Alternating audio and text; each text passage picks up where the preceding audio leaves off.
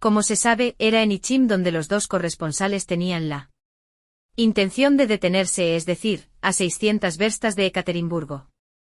Allí, según se desarrollasen los acontecimientos, se internarían en las regiones invadidas, bien juntos o bien por separado, siguiendo su instinto, que les iba a llevar sobre una u otra pista.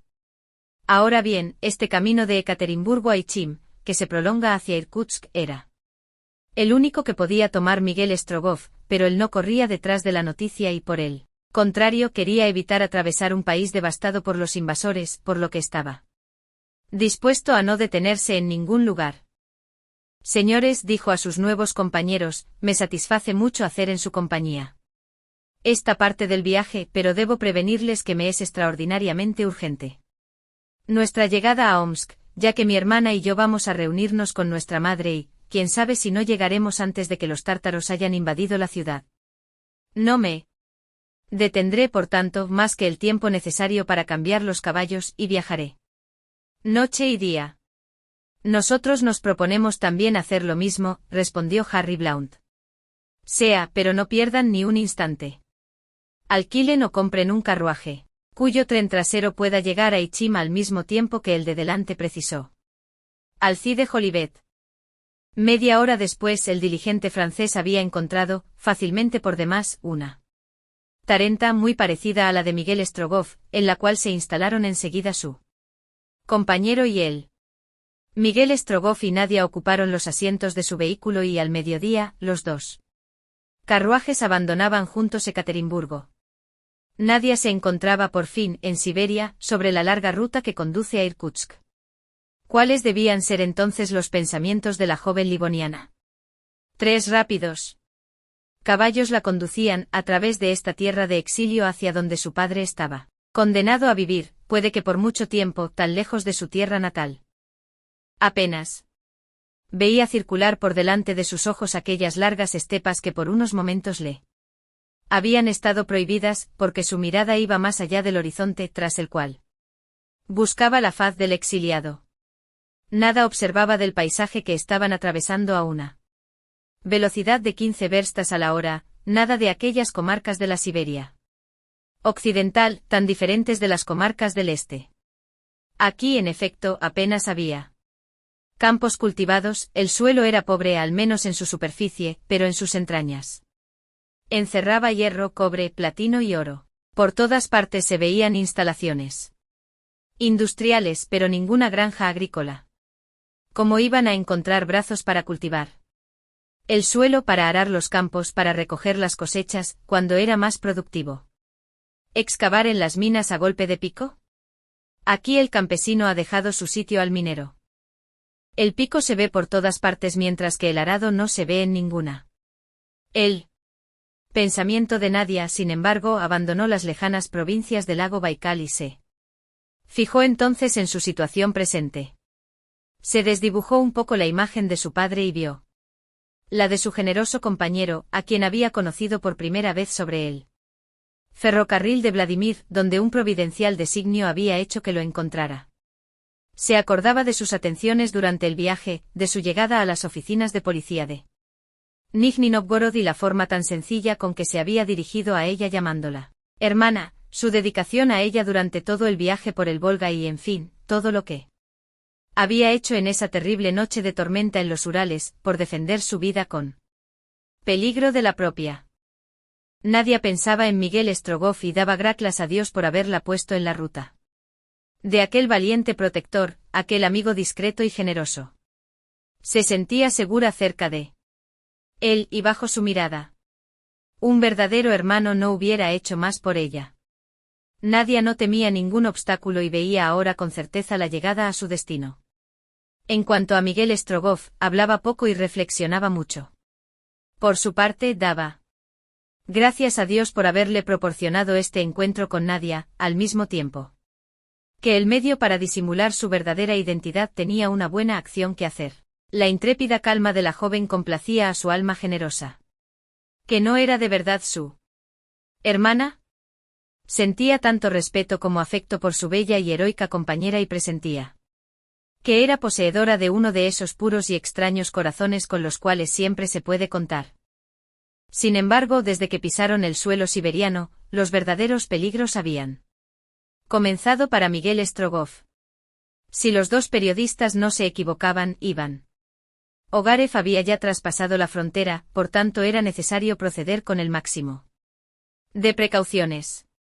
Las circunstancias habían cambiado ahora, porque los espías tártaros debían de inundar las provincias siberianas, y si desvelaban su incógnito, si reconocían su calidad de correo del zar, significaría el final de su misión y de su propia vida. Miguel Strogoff, al hacerse estas reflexiones, notaba el peso de la responsabilidad que pesaba sobre él.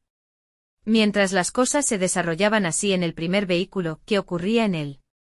Segundo, nada de extraordinario. Alcide Jolivet hablaba en frases sueltas y Harry Blount respondía con monosílabos. Cada uno enfocaba las cosas a su manera y tomaba nota sobre los incidentes del viaje, incidentes que por otra parte fueron poco variados durante esta primera parte de su marcha por Siberia. En cada parada, los dos corresponsales descendían del vehículo e iban al encuentro de Miguel Strogoff, pero Nadia no bajaba de la tarenta como no fuese para alimentarse. Cuando era preciso comer o cenar en una de las paradas de posta, la muchacha se sentaba en la mesa y permanecía siempre en una actitud reservada, sin mezclarse en las conversaciones. Alcide Jolivet, sin salirse jamás de los límites de la cortesía, no dejaba de mostrarse obsequioso con la joven livoniana, a la cual encontraba encantadora. Admiraba la silenciosa energía que mostraba para sobrellevar las fatigas de un viaje hecho en tan duras condiciones. Estas paradas forzosas no complacían demasiado a Miguel Strogoff, que hacía todo lo posible por abreviarlas, excitando a los jefes de posta, estimulando a los yemschiks y dando prisa para que el atelaje de los vehículos se hiciera con rapidez. Terminada rápidamente la comida, demasiado para Harry Blount, que era un comedor metódico, iniciaban de nuevo la marcha y los periodistas se deslizaban como águilas, ya que pagaban principescamente y, como decía Alcide Jolivet, en águilas de Rusia. No es necesario decir que Harry Blount no cruzaba una sola palabra directamente con Nadia. Y este era uno de los pocos temas de conversación que no buscaba discutir con su compañero. Este honorable gentleman no tenía por costumbre hacer dos cosas al mismo tiempo. Habiéndole preguntado en cierta ocasión a Alcide Jolivet cuál podría ser la edad de la joven livoniana, respondió con la mayor seriedad del mundo y entrecerrando los ojos: ¿qué joven livoniana? Pardiez. La hermana de Nicolás Korpanov. ¿Es su hermana? No. Es su abuela. Replicó Alcide Jolivet, desarmado ante tanta indiferencia. ¿Qué edad le supone usted? Si la hubiera visto nacer, lo sabría, respondió Harry Blount simplemente como hombre que no quiere comprometerse. El país que en aquellos momentos cruzaban las dos tarentas estaba casi desierto. El tiempo era bastante bueno y como el cielo estaba semicubierto, la temperatura era más soportable. Con dos vehículos mejor acondicionados, no hubieran podido lamentarse del viaje, porque iban como las berlinas de posta en Rusia, es decir, con una maravillosa velocidad. No. Es su abuela. Replicó Alcide Jolivet, desarmado ante tanta indiferencia. ¿Qué edad le supone usted? Si la hubiera visto nacer, lo sabría, respondió Harry Blount simplemente como hombre que no quiere comprometerse. El país que en aquellos momentos cruzaban las dos tarentas estaba casi desierto. El tiempo era bastante bueno y como el cielo estaba semicubierto, la temperatura era más soportable. Con dos vehículos mejor acondicionados, no hubieran podido lamentarse del viaje, porque iban como las berlinas de posta en Rusia, es decir, con una maravillosa velocidad. Afortunadamente el cambio de posta continuaba haciéndose regularmente, igual que el servicio telegráfico, hasta los puntos en que el cable había sido cortado. A cada parada, los encargados de la posta enjaezaban los caballos en condiciones reglamentarias y en cada estación telegráfica, los encargados del telégrafo, sentados frente a sus ventanillas, transmitían los mensajes que se les confiaban sin más retraso que el que provocaban los mensajes oficiales. Alcide Jolivet y Harry Blount pudieron transmitir extensas crónicas a sus respectivos periódicos. Hasta aquí el viaje de Miguel Strogoff se llevaba a cabo en condiciones satisfactorias, sin sufrir retraso alguno, y si lograba salvar la cabeza de puente que los tártaros de Feofarkán habían establecido un poco antes de Krasnoyarsk, tenía muchas probabilidades de llegar a Irkutsk antes que los invasores, empleando el mínimo tiempo conocido hasta entonces. Al día siguiente de haber abandonado Ekaterimburgo, las dos tarentas alcanzaron la pequeña ciudad de Tuluguisk a las 7 de la mañana, después de haber franqueado una distancia de 220 verstas sin incidentes dignos de mención. Allí los viajeros consagraron media hora al desayuno. Una vez terminado, reemprendieron la marcha con una velocidad que solo podía explicar la promesa de un puñado de kopecks. El mismo día 22 de julio, a la 1 de la tarde, las dos tarentas llegaban a Tiumen. 60 verstas más allá de Tuluguisk. Tiumen, cuya población normal es de 10.000 habitantes, contaba a la sazón con el doble. Esta ciudad, primer centro industrial que los rusos establecieron en Siberia, cuenta con notables fábricas metalúrgicas y de fundición. Y no había presentado jamás una animación como aquella. Los dos corresponsales fueron inmediatamente a la caza de noticias. Aquellas que daban los fugitivos siberianos sobre el teatro de la guerra no eran precisamente tranquilizadoras. Se decía, entre otras cosas, que el ejército de Feofarkán se aproximaba rápidamente al valle del Ichim y se confirmaba que el jefe tártaro se reuniría pronto con el coronel Iván Ogarev si no había ya ocurrido, con lo cual se sacaba la conclusión de que las operaciones en el este de Siberia tomarían mayor actividad. En cuanto a las tropas rusas, había sido necesario llamarlas principalmente de las provincias europeas, las cuales, encontrándose tan lejos, aún no habían podido oponerse a la invasión. Mientras tanto, los cosacos del gobierno de Tobolsk se dirigían hacia Tomsk a marchas forzadas con la esperanza de cortar el avance de las columnas tártaras. A las 8 de la tarde llegaron a Yalutorovsk, después de que las dos tarentas hubieran devorado 75 verstas más. Se hizo rápidamente el cambio de caballos y a la salida de la ciudad, viéronse obligados a atravesar el río Tobol en un transbordador. Sobre aquel apacible curso era fácil la operación, la cual tendrían que repetir más de una vez en su recorrido y seguramente en condiciones mucho menos favorables. A medianoche, después de otras 55 verstas de viaje, llegaron a Novosaimsk, abandonando por fin el suelo ligeramente accidentado por montículos cubiertos de árboles que constituían las últimas estribaciones de los montes Urales. Aquí comenzaba verdaderamente lo que se llama la estepa siberiana, que se prolonga hasta los alrededores de Krasnoyarsk. Es una planicie sin límites, una especie de vasto desierto herboso en cuyo horizonte se confunde el cielo y la tierra en una circunferencia tan perfecta que se hubiera dicho que estaba trazada a compás. Esta estepa no presentaba a su mirada otros accidentes que el perfil de los postes telegráficos, situados a cada lado de la ruta y cuyos cables la brisa hacía vibrar como las cuerdas de una arpa. La misma carretera no se distinguía del resto de la planicie más que por la nube de ligero polvo que las tarentas levantaban a su paso. Sin esta cinta blanquecina, que se prolongaba hasta perderse de vista, hubieran podido creerse en pleno desierto. Miguel Strogoff y sus compañeros se lanzaron a través de la estepa con mayor velocidad aún, los caballos, excitados por el Yemschik y sin que ningún obstáculo se interpusiera en su camino, devoraban las distancias. Las tarentas corrían directamente hacia Ichim, en donde los dos corresponsales se detendrían sin ningún inconveniente. Modificaba su itinerario. Alrededor de 200 verstas separaban Novosaimsk de la ciudad de Ichim y al día siguiente, antes de las 8 de la tarde, podían haberla ya franqueado, a condición de que no perdieran ni un solo instante. Los Yemschiks pensaban que si los viajeros no eran grandes señores o altos funcionarios, eran dignos de serlo, aunque solo fuera por las espléndidas propinas que entregaban. Al día siguiente, 23 de julio, en efecto, las dos tarentas no se encontraban más que a 30 verstas de Ichim. En aquel momento Miguel Strogoff distinguió sobre la ruta, apenas visible a causa de las nubes de polvo, un vehículo que precedía al suyo.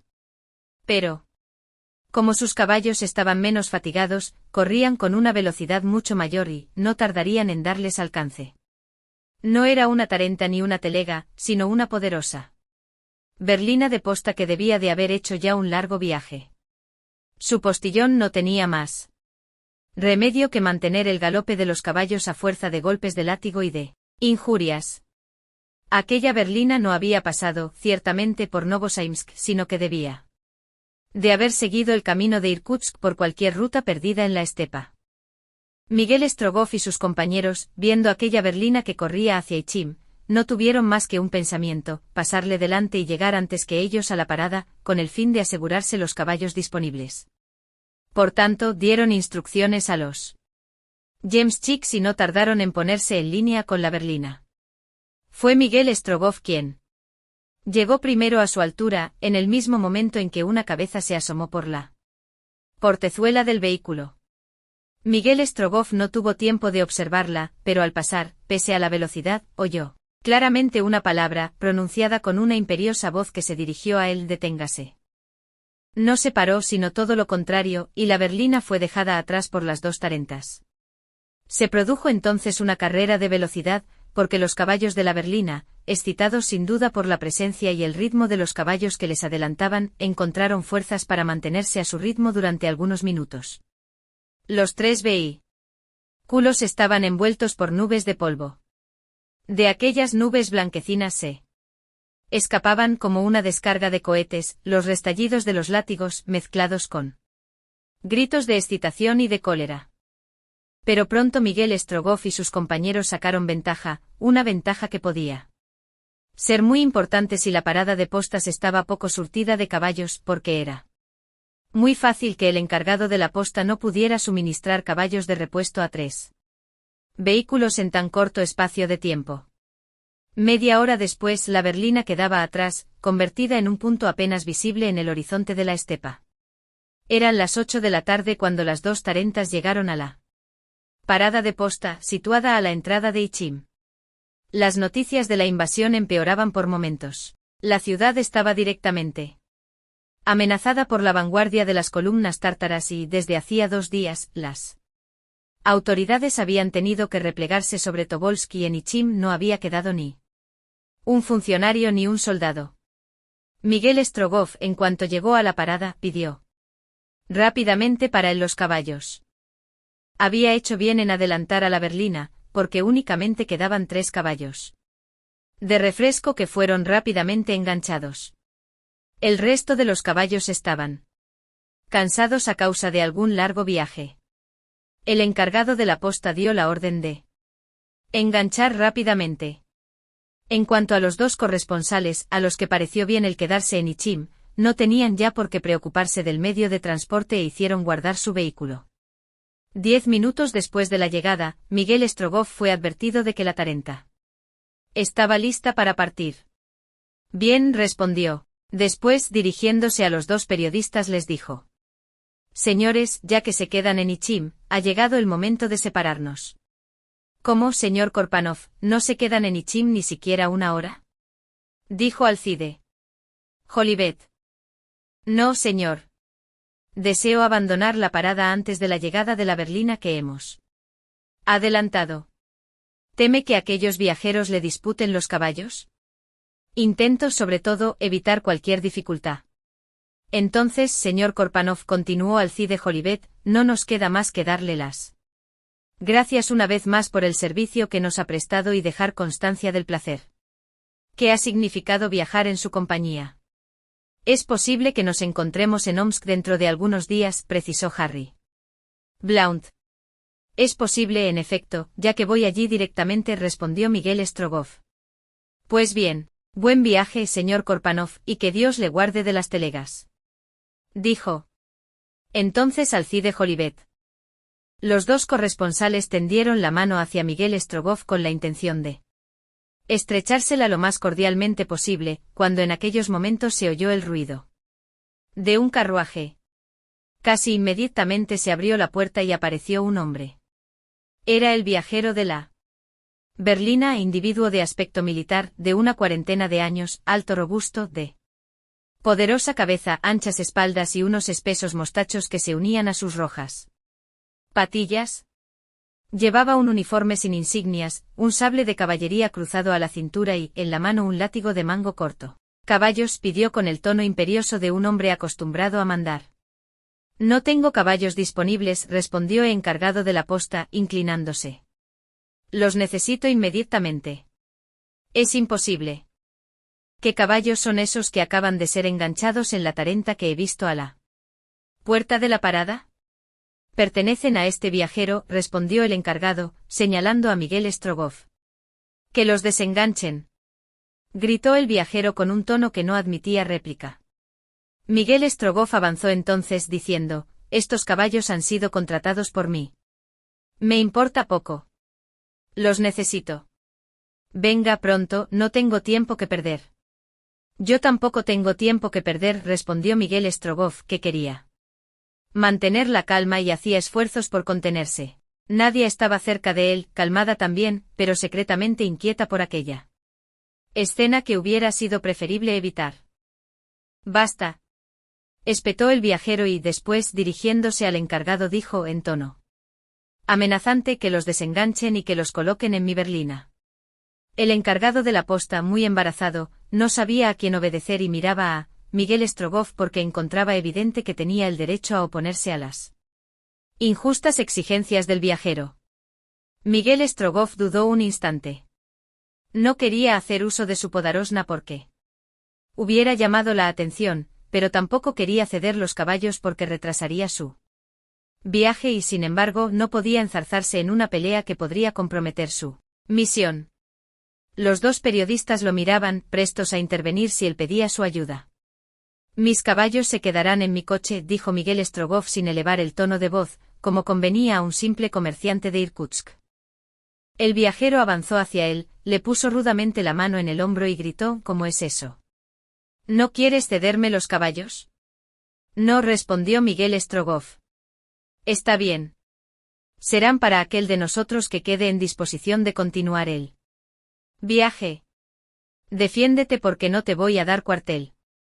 Y diciendo esto, el viajero tiró de su sable, poniéndose en guardia. Nadia se puso rápidamente delante de Miguel Strogoff y Harry Blount y Alcide Jolivet. Avanzaron hacia él. «No me batiré», dijo sencillamente Miguel Strogoff, el cual, para contenerse mejor, cruzó los brazos sobre el pecho. «¿No vas a batirte?» «No». «¿Y después de esto?», gritó el viajero. Y antes de que pudieran contenerlo golpeó el hombro de Miguel Strogoff con el mango de su látigo. Ante este insulto, Miguel Strogoff palideció horriblemente y sus manos se elevaron completamente abiertas, como si quisiera triturar entre ellas a aquel brutal personaje. Pero con un supremo esfuerzo volvió a ser dueño de sí mismo. Un duelo era más que un retraso. Podía significar el fracaso de su misión. Era mejor perder algunas horas. Sí, pero tragarse tamaña afrenta. ¿Te batirás ahora, cobarde?, repitió el viajero añadiendo la grosería a la brutalidad. «No», respondió Miguel Strogoff sin moverse, mirando al viajero fijamente a los ojos. «Los caballos al instante», dijo este entonces saliendo de la sala. El encargado de la posta le siguió rápidamente encogiéndose de hombros después de haber examinado a Miguel Strogoff con aire poco aprobatorio. El efecto que este incidente produjo en los periodistas no podía redundar en ventaja de Miguel Strogoff. Su descontento era manifiesto. Este robusto joven se dejaba golpear de esa manera sin intentar vengar tamaño insulto. Limitáronse, pues, a saludar y se retiraron. Alcide Jolivet le dijo a Harry Blount: «Jamás hubiera creído eso de un hombre que se enfrenta tan valerosamente con un oso de los Urales. ¿Será verdad que el valor se manifiesta en sus horas y con sus formas? No entiendo nada. Quizá lo que nos hace falta a nosotros es haber sido siervos alguna vez». Un instante después, un ruido de ruedas y el estallido de un látigo indicaban que la berlina, tirada por los caballos de la Tarenta, dejaba rápidamente la parada de posta. Nadia, impasible, y Miguel Strogoff, estremecido todavía por la cólera, se quedaron solos en la sala de la parada de posta. El correo del zar, con los brazos siempre cruzados sobre el pecho, se sentó. «Se hubiera dicho que era una estatua. No obstante, un rubor que no debía de ser el de la vergüenza, había reemplazado a la palidez de su rostro. Nadia no dudó que tenían que existir grandes razones para que un hombre como aquel soportara tal humillación. Yendo hacia él pues como él fue hacia ella en las oficinas de la policía de Nizhny Novgorod, le dijo, «Tu mano, hermano». Y al mismo tiempo con sus dedos, con un gesto casi maternal, le enjugó una lágrima que estaba a punto de caer de los ojos de su compañero. Sobre todo, el deber. Nadia había adivinado que un móvil secreto dirigía todos los actos de Miguel Strogoff. Y que éste, por razones que ella desconocía, no era dueño de su persona, que no tenía el derecho de disponer de sí mismo y que en estas circunstancias acababa de inmolarse, heroicamente aguantando el resentimiento de una mortal injuria en aras de su deber. Nadia no pedía ninguna explicación a Miguel Strogoff. La mano que acababa de tenderle no respondía a todo cuanto él hubiera podido decirle. Miguel Strogoff permaneció mudo durante toda la tarde. El encargado de la posta no podía proporcionarle caballos frescos hasta el día siguiente por la mañana y tenían que pasar toda la noche entera en la parada. Nadia aprovechó la ocasión para reposar un poco y le fue preparada una habitación. La joven hubiera preferido, sin duda, no dejar a su compañero, pero presentía que él tenía necesidad de estar solo y se dispuso a dirigirse a la habitación que le habían preparado. «Hermano», murmuró. Miguel Strogoff la interrumpió con un gesto. La joven, exhalando un suspiro, salió de la sala. Miguel Strogoff no se acostó. No hubiera podido dormir ni una sola hora. En el sitio que había sido golpeado por el látigo del brutal viajero, sentía como una quemadura. Cuando terminó sus oraciones de la tarde, murmuró por la patria y por el padre. Entonces experimentó un insoportable deseo de saber quién era el hombre que le había golpeado, de dónde venía y a dónde iba. En cuanto a los rasgos de su rostro, estaban tan bien grabados en su memoria que no los olvidarla jamás. Miguel Strogoff llamó al encargado de la posta. Este era un siberiano chapado a la antigua que se presentó enseguida mirando al joven un poco por encima del hombro y esperó a ser interrogado. ¿Eres del país?, le preguntó Miguel Strogoff. Sí. ¿Conoces al hombre que ha tomado mis caballos? No. ¿No lo has visto jamás? Jamás. ¿Quién crees tú que es? Un señor que sabe hacerse obedecer. La mirada de Miguel Strogoff penetró como un puñal en el corazón del siberiano, pero la vista del encargado de la posta no se bajó. ¿Te permites juzgarme?, le gritó Miguel Strogoff. Sí, respondió el siberiano, porque hay cosas que no se reciben sin devolverlas, aunque uno sea un simple comerciante. ¿Los latigazos? Los latigazos, joven. Tengo edad y fuerza para decírtelo. Miguel Strogoff se acercó al encargado y le colocó sus poderosas manos en los hombros. Después, con una voz especialmente calmosa, le dijo, «Vete, amigo mío, vete. Te mataría». El encargado de la posta esta vez había comprendido. «Me gusta más así», murmuró. Y se retiró sin agregar una sola palabra. Al día siguiente, 24 de julio, a las 8 de la mañana estaban enganchados a la Tarenta 3 poderosos caballos. Miguel Strogoff y Nadia ocuparon su sitio y pronto desapareció en una curva de la ruta de la ciudad de Ichim, de la que ambos debían guardar tan terrible recuerdo. En las diversas paradas en donde tuvieron que detenerse, Miguel Strogoff comprobó que la berlina les precedía siempre sobre la ruta de Irkutsk y que el viajero, con tanta prisa como ellos, atravesaba la estepa sin perder ni un instante. A las 4 de la tarde, después de recorrer 75 verstas, llegaron a la estación de Abatskaya, en donde tuvieron que atravesar el curso del río Ichim, uno de los principales afluentes del Irtiche. Este paso fue bastante más difícil que el del Tobol, porque la corriente del Ichim era bastante rápida en aquel lugar. Durante el invierno siberiano, todos los cursos de agua de la estepa, con una capa de hielo de varios pies de espesor, eran fácilmente vadeables y los viajeros los atravesaban casi sin darse cuenta, porque su lecho desaparece bajo el inmenso manto blanco que Recubre uniformemente la estepa, pero en verano, las dificultades para franquear los ríos pueden ser grandes. Efectivamente tuvieron que emplear 2 horas para atravesar el Ichim, lo cual exasperó a Miguel Strogoff, tanto más cuanto que los bateleros le dieron inquietantes noticias de la invasión tártara. He aquí lo que decían: algunos exploradores de Feofarkán habían hecho su aparición sobre ambas orillas del Ichim inferior, en las comarcas meridionales del gobierno de Tobolsk.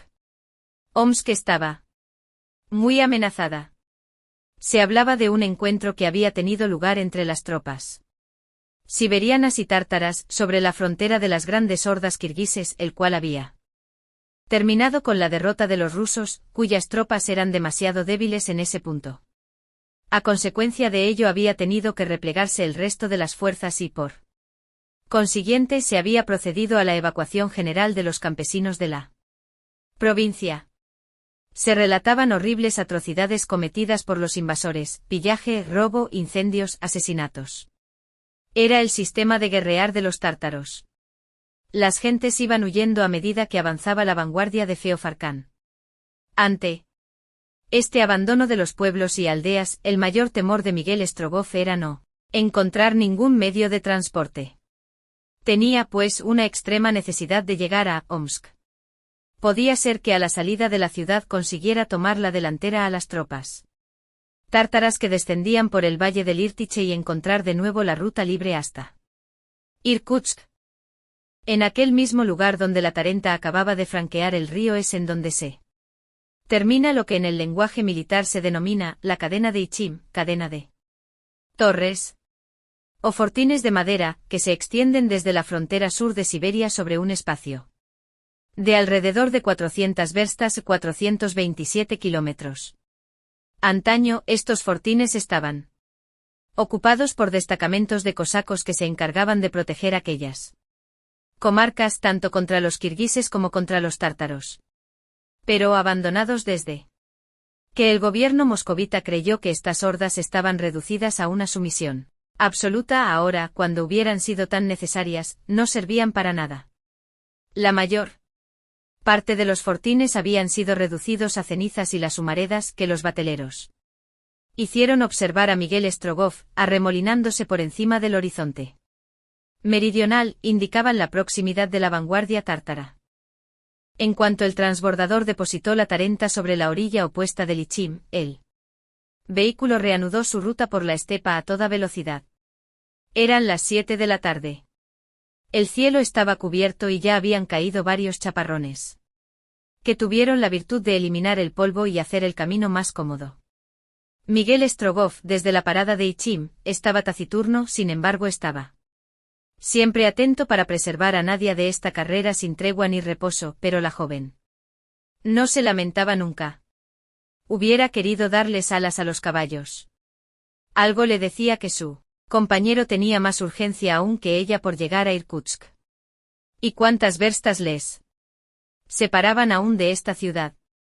Le vino entonces al pensamiento que si Omsk estaba invadida por los tártaros, la madre de Miguel Strogoff, que vivía en esta ciudad, corría grandes peligros que debían inquietar extremadamente a su hijo, lo cual era más que suficiente para explicar su impaciencia por llegar a su lado. Nadia creyó, pues, que debía hablar de la vieja Marfa, de lo sola que debía encontrarse en medio de tan graves acontecimientos. ¿No has recibido ninguna noticia de tu madre desde el comienzo de la invasión?, le preguntó. Ninguna, Nadia. La última carta que me escribió data ya de 2 meses atrás, pero me daba buenas noticias. Marfa es una mujer enérgica, una vieja siberiana. Pese a su edad, conserva toda su fuerza moral. Sabe sufrir. Yo iré a verla, hermano, dijo Nadia con viveza. Ya que tú me das el nombre de hermana, yo soy la hija de Marfa. Y como Miguel Strogoff no respondiera, continuó, puede ser que tu madre haya podido salir de Omsk. Es posible, Nadia, respondió Miguel Strogoff, y hasta espero que haya llegado a Tobolsk. La vieja Marfa aborrece a los tártaros, conoce la estepa y no tiene miedo, yo espero que haya cogido su bastón para descender por la orilla del Irtiche. No hay un lugar de la provincia que no conozca. ¿Cuántas veces ha recorrido el país con mi viejo padre y cuántas veces yo mismo, siendo niño, los he seguido en sus correrías a través del desierto siberiano? Sí, Nadia, yo espero que mi madre haya abandonado Omsk. ¿Y cuándo la verás? La veré a la vuelta. Sin embargo, si tu madre está en Omsk, perderás alguna hora para ir a abrazarla, supongo. No iré a abrazarla. No la verás. No, Nadia. Respondió Miguel Strogoff, suspirando, comprendiendo que no podía continuar respondiendo a las preguntas de la joven. ¿Y dices que no? Ah, hermano, ¿qué razones pueden hacer que renuncies a ver a tu madre si está en Omsk? ¿Qué razones, Nadia? Tú me preguntas qué razones. Gritó Miguel Strogoff con una voz profundamente alterada, que hizo estremecer a la joven. Pues las mismas razones que me han hecho pasar por cobarde ante aquel miserable que... No pudo acabar la frase. Cálmate, hermano, dijo Nadia con su voz más dulce, yo no sé más que una cosa. Y ni siquiera la sé, la siento. Y es que un sentimiento domina ahora toda tu conducta, un sagrado deber, si es que puede haber alguno, más poderoso que el que ata a un hijo con su madre. Nadia se calló y, desde ese momento, evitó todo tipo de conversación que pudiera referirse a la particular situación de Miguel Strogoff. Él tenía algún secreto que guardar. Y ella lo respetaba. Al día siguiente, 25 de julio, a las 3 de la madrugada, la Tarenta llegó a la parada de posta de Tiukalinsk, después de haber franqueado una distancia de 120 verstas. Desde el paso de Lichim. Se cambiaron rápidamente los caballos, pero por primera vez el Yemschik puso algunas dificultades para partir, afirmando que destacamentos de tártaros batían la estepa y que tanto los viajeros como los caballos y el vehículo serían una buena presa para esos saqueadores. Miguel Strogoff no tuvo más remedio que aumentar el valor del Yemschik a base de dinero, ya que en esta ocasión, como en otras, no quiso hacer uso de su podarosna. Los últimos decretos habían llegado por telégrafo y eran conocidos en Siberia, por lo que un ruso que estuviera tan especialmente dispensado de obedecer aquellas disposiciones hubiera llamado la atención general, lo cual quería evitar el correo del zar a toda costa. En cuanto a las dudas del Yemschik, puede que estuviera haciendo comedia y especulando con la impaciencia de los viajeros, o puede que tuviera realmente razón al temer que aquella era una aventura arriesgada. Al fin, la Tarenta emprendió la marcha, y lo hizo con tanta diligencia que a las 3 de la tarde habían recorrido 80 verstas y se encontraban en Kulatsinskoe. Una hora después se encontraban en la orilla del Irtiche, a solo una veintena de verstas de Omsk. El Irtiche es un extenso río que constituye una de las principales arterias siberianas, cuyas aguas atraviesa Asia hacia el norte. Nace en los montes Altai y se dirige oblicuamente de sudeste a noroeste, yendo a desembocar en el Obi, después de un recorrido de cerca de 7000 verstas. En aquella época del año, que es la de la crecida de todos los ríos de la Baja Siberia, el nivel de las aguas del Irtiche era excesivamente alto. Por consiguiente, la corriente era violenta, casi torrencial, y hacía que su paso fuese bastante difícil. Un nadador, por bueno que fuera, no hubiera podido franquearlo, y la travesía en transbordador ofrecía algunos peligros. Pero estos peligros, como otros, no podían detenerlos ni un instante y Miguel Strogoff y Nadia estaban decididos a afrontarlos cualesquiera que fuesen.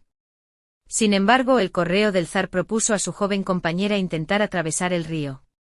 Él solo con el carruaje y los caballos, porque el peso de todo el atelaje convertiría el transbordador en un poco peligroso y después, una vez depositados los caballos y el vehículo en la otra orilla, volvería a por Nadia. Pero la joven rehusó porque esto significaba un retraso de una hora y no quería que su seguridad personal fuera la causa de ningún retraso. Las orillas estaban inundadas y el transbordador no podía acercarse demasiado, por lo que el embarque del vehículo se hizo con muchas dificultades, pero después de media hora de esfuerzos consiguieron embarcar la Tarenta y los 3 caballos.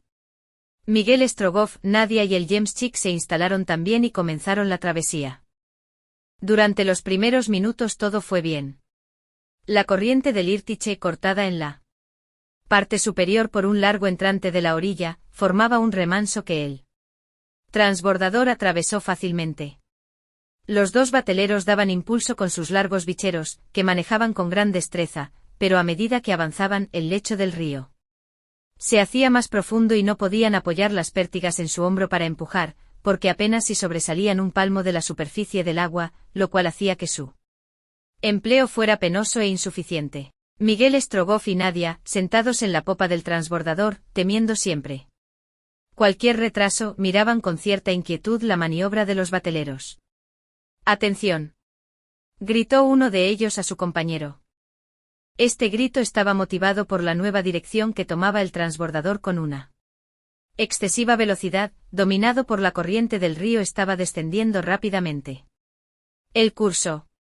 Era, pues, necesario situarlo de forma que pudiera atravesar la corriente y para ello había que emplear los bicheros a todo rendimiento y, con este propósito, apoyaron los extremos de estos en una especie de escotaduras abiertas debajo de las bandas, consiguiendo poner el transbordador en sentido oblicuo, y fueron ganando poco a poco la otra orilla. Los dos bateleros, hombres vigorosos, estimulados además por la promesa de una elevada paga, no dudaron en llevar a buen fin aquella difícil travesía del Irtiche. Pero no contaban con un incidente que era difícil de predecir, y ni su celo ni su habilidad podían hacer nada contra esta circunstancia. El transbordador se encontraba en el centro de la corriente, a igual distancia de ambas orillas, descendiendo con una velocidad de unas 2 verstas por hora, cuando Miguel Strogoff se levantó mirando corriente arriba. Por la corriente bajaban varios barcos con gran rapidez, ya que a la acción de las aguas se unía la fuerza de los remos con los que iban dotados. El rostro de Miguel Strogoff se contrajo de golpe, escapándosele una exclamación. «¿Qué sucede?», preguntó la joven. Pero antes de que Miguel Strogoff hubiera tenido tiempo de responderle, uno de los bateleros lanzó una exclamación de espanto. «¡Los tártaros!». Los tártaros eran, en efecto, barcas cargadas de soldados que descendían rápidamente por él Irtiche, y antes de que hubieran transcurrido varios minutos habrían alcanzado el transbordador, demasiado pesado para huir de ellos. Los bateleros, aterrorizados por esta aparición, lanzaron gritos de desespero, abandonando los bicheros. «¡Valor, amigos míos!», gritó Miguel Strogoff. «¡Valor! 50 rublos para vosotros. Si estamos en la orilla derecha antes de que nos alcancen esas barcas». Los bateleros, reanimados por estas palabras, reemprendieron la maniobra y continuaron luchando contra la corriente, pero era evidente que no podrían evitar el abordaje de los tártaros. ¿Pasarían de largo sin inquietarlos? Era poco probable. Por el contrario, debía temerse todo de estos salteadores. «No tengas miedo, Nadia», dijo Miguel Strogoff, «pero prepárate a todo». «Estoy preparada», respondió Nadia. «¿Hasta a arrojarte al río cuando te lo diga?». «Cuando tú me lo digas». «Ten confianza en mí, Nadia». «Tengo confianza». Las barcas tártaras no estaban más que a una distancia de unos 100 pies. Llevaban un destacamento de soldados bucarianos que iban a hacer un reconocimiento sobre Omsk. El transbordador se encontraba todavía a 2 cuerpos de la orilla. Los bateleros redoblaron sus esfuerzos. Miguel Strogoff se unió a ellos y cogió un bichero que maniobraba con una fuerza sobrehumana. Si conseguían desembarcar la Tarente y lanzarse a todo galope, tendrían muchas probabilidades de escapar de los tártaros que no tenían monturas. Pero tantos esfuerzos debían resultar inútiles. «Sarin Nakichu», gritaron los soldados de la primera barca. Miguel Strogoff reconoció el grito de guerra de los piratas tártaros, al cual debía contestarse arrojándose boca abajo, pero como nadie obedeció esta intimación, los soldados hicieron una descarga de la que resultaron mortalmente heridos 2 caballos. En aquel momento se produjo un choque. Las barcas habían abordado el transbordador. «De través». «Ven, Nadia», gritó Miguel Strogoff, presto a lanzarse al río. La joven iba a seguirle cuando Miguel Strogoff, herido por un golpe de lanza, fue Arrojado al agua. Lo arrastró la corriente agitando la mano un instante por encima de las aguas y desapareció. Nadie había lanzado un grito, pero antes de que hubiera tenido tiempo de arrojarse al agua en seguimiento de Miguel Strogoff, fue apresada por los tártaros y depositada en una de sus barcas. Un instante después, los bateleros habían sido muertos a golpes de lanza y el transbordador iba a la deriva, mientras los tártaros continuaban descendiendo el curso del Irtiche. Madre e hijo. Omsk es la capital oficial de la Siberia Occidental, pese a que no es la ciudad más importante del gobierno de ese mismo nombre, ya que Tomsk es más populosa y más extensa, pero es en Omsk en donde reside el gobernador general de esta primera mitad de la Rusia asiática. Propiamente hablando, Omsk se compone de dos ciudades distintas, una que está únicamente habitada por las autoridades y los funcionarios, y la otra en donde viven especialmente los comerciantes siberianos, aunque es una ciudad poco comercial. Consta de una población de 10 a 13.000 habitantes y está defendida por un recinto flanqueado por bastiones, pero estas fortificaciones son de tierra y le prestan una protección muy insuficiente. Esto lo sabían muy bien los tártaros que intentaron apoderarse de ella a viva fuerza, lo cual consiguieron después de varios días de asedio.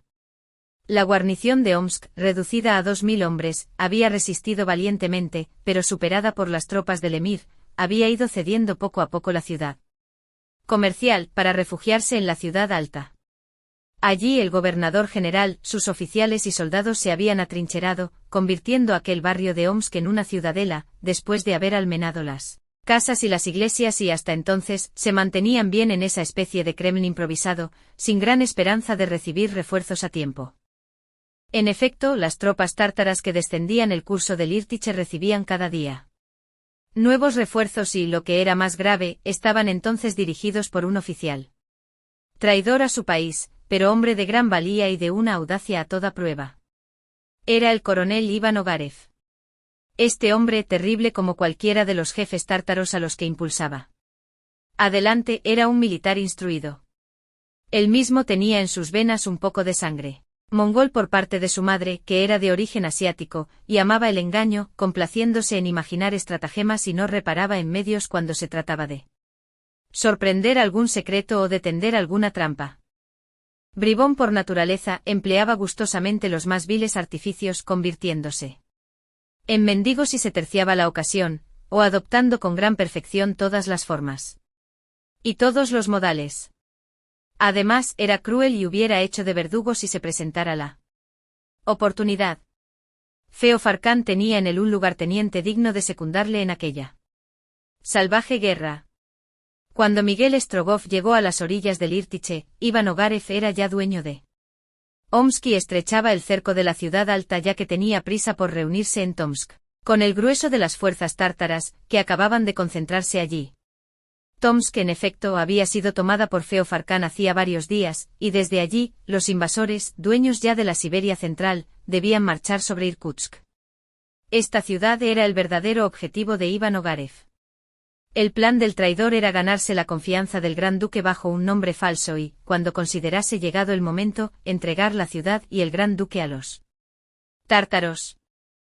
Dueños de tal ciudad y de tal rehén, toda la Rusia asiática debía caer en manos de los invasores. Ahora bien, como ya se sabe, el zar tenía conocimiento de ese complot y para frustrarlo era por lo que había confiado a Miguel Strogoff la importante misión de que era portador. De ahí las severas instrucciones que se le habían dado al joven correo para que pasase las comarcas invadidas con el mayor incógnito. Esta misión la había ejecutado fielmente hasta el momento, pero podría llevarla ahora adelante. La herida que había recibido Miguel Strogoff no era mortal.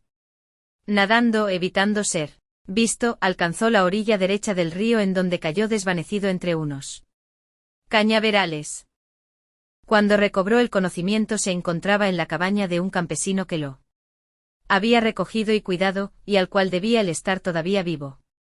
Pero ¿cuánto tiempo hacía que era huésped de aquel bravo siberiano? No lo podía decir. Cuando abrió los ojos vio una bondadosa figura barbuda que le miraba compasivamente inclinada sobre él. Iba a preguntarle dónde se encontraba cuando el campesino le previno, diciéndole: «No hables, padrecito, no hables. Estás todavía demasiado débil. Yo te diré dónde estás. Y todo lo que ha ocurrido desde que te recogí en mi cabaña». Y el campesino le contó a Miguel Strogoff los diversos incidentes de la lucha que había tenido lugar, el ataque de las barcas tártaras, el pillaje de la Tarenta, la masacre de los bateleros.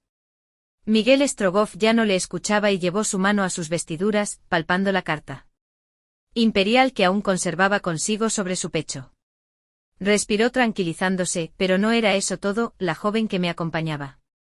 Dijo.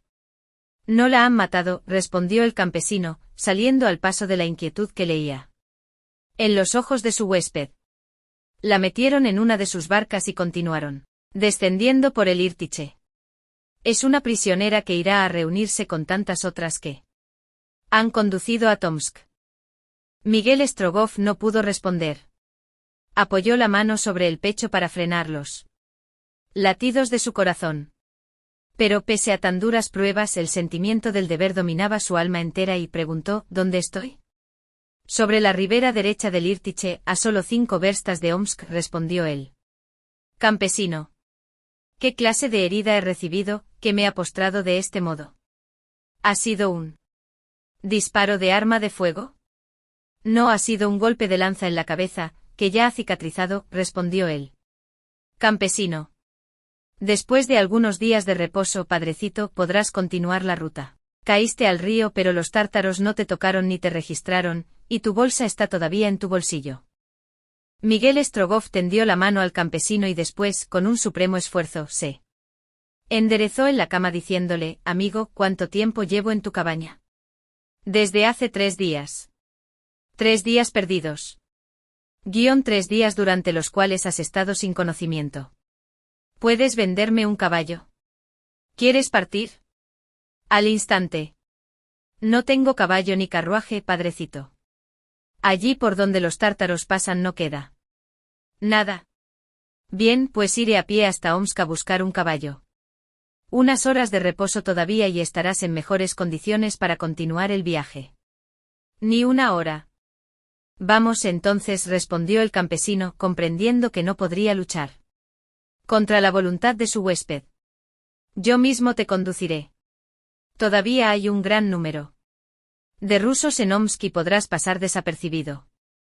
Amigo, le dijo Miguel Strogoff, que el cielo recompense todo lo que estás haciendo. Por mí. Una recompensa.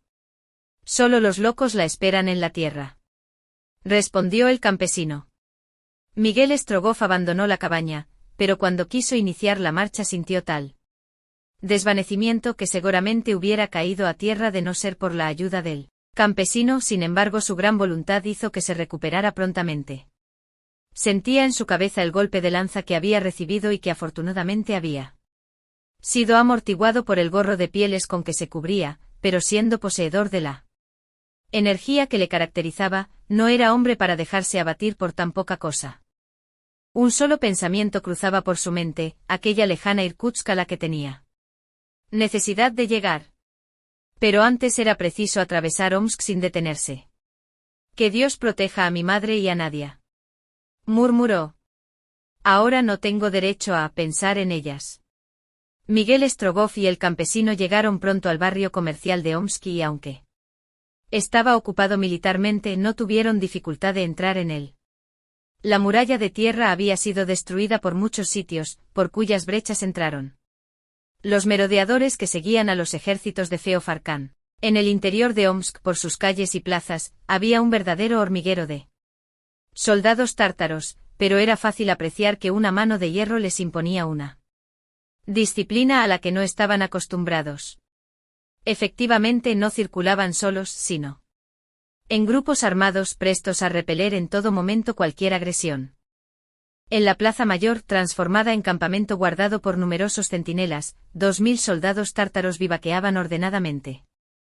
Los caballos, sujetos a estacas, permanecían siempre ensillados, dispuestos a partir a la primera orden. Omsk no podía ser más que una parada provisional para esta caballería tártara que debía sin duda preferir las ricas llanuras de la Siberia oriental, en donde las ciudades son más opulentas, las campiñas más fértiles y por consiguiente el pillaje más fructífero.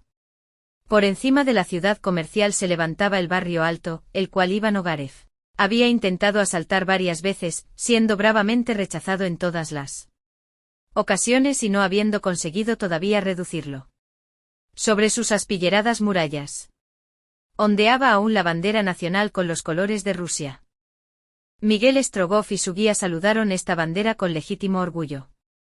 El correo del zar conocía perfectamente la ciudad de Omsk y siempre en pos de su guía evitaba las calles más frecuentadas. No es que temiera ser reconocido, ya que en toda la ciudad únicamente su madre podía llamarlo por su verdadero nombre, pero había jurado no verla y no la vería. Por eso deseaba con todo su corazón que se encontrara refugiada en algún tranquilo lugar de la estepa. Afortunadamente el campesino conocía a un encargado de posta el cual, pagándole bien, no se negaría a alquilar o vender un carruaje o un caballo. Quedaba la dificultad de abandonar la ciudad, pero las brechas practicadas en la muralla podían facilitar la salida de Miguel Strogoff. El campesino conducía, pues, a su huésped directamente a la parada cuando, en una calle estrecha, Miguel Strogoff se detuvo de pronto y retrocedió hasta esconderse detrás de una esquina. ¿Qué te pasa?, le preguntó vivamente el campesino, sorprendido de aquel brusco movimiento. Silencio, se limitó a decir Miguel Strogoff, llevando un dedo a sus labios. En aquel momento un destacamento de tártaros desembocaba de la plaza mayor y entraba en la calle por la que circulaban Miguel Strogoff y su compañero.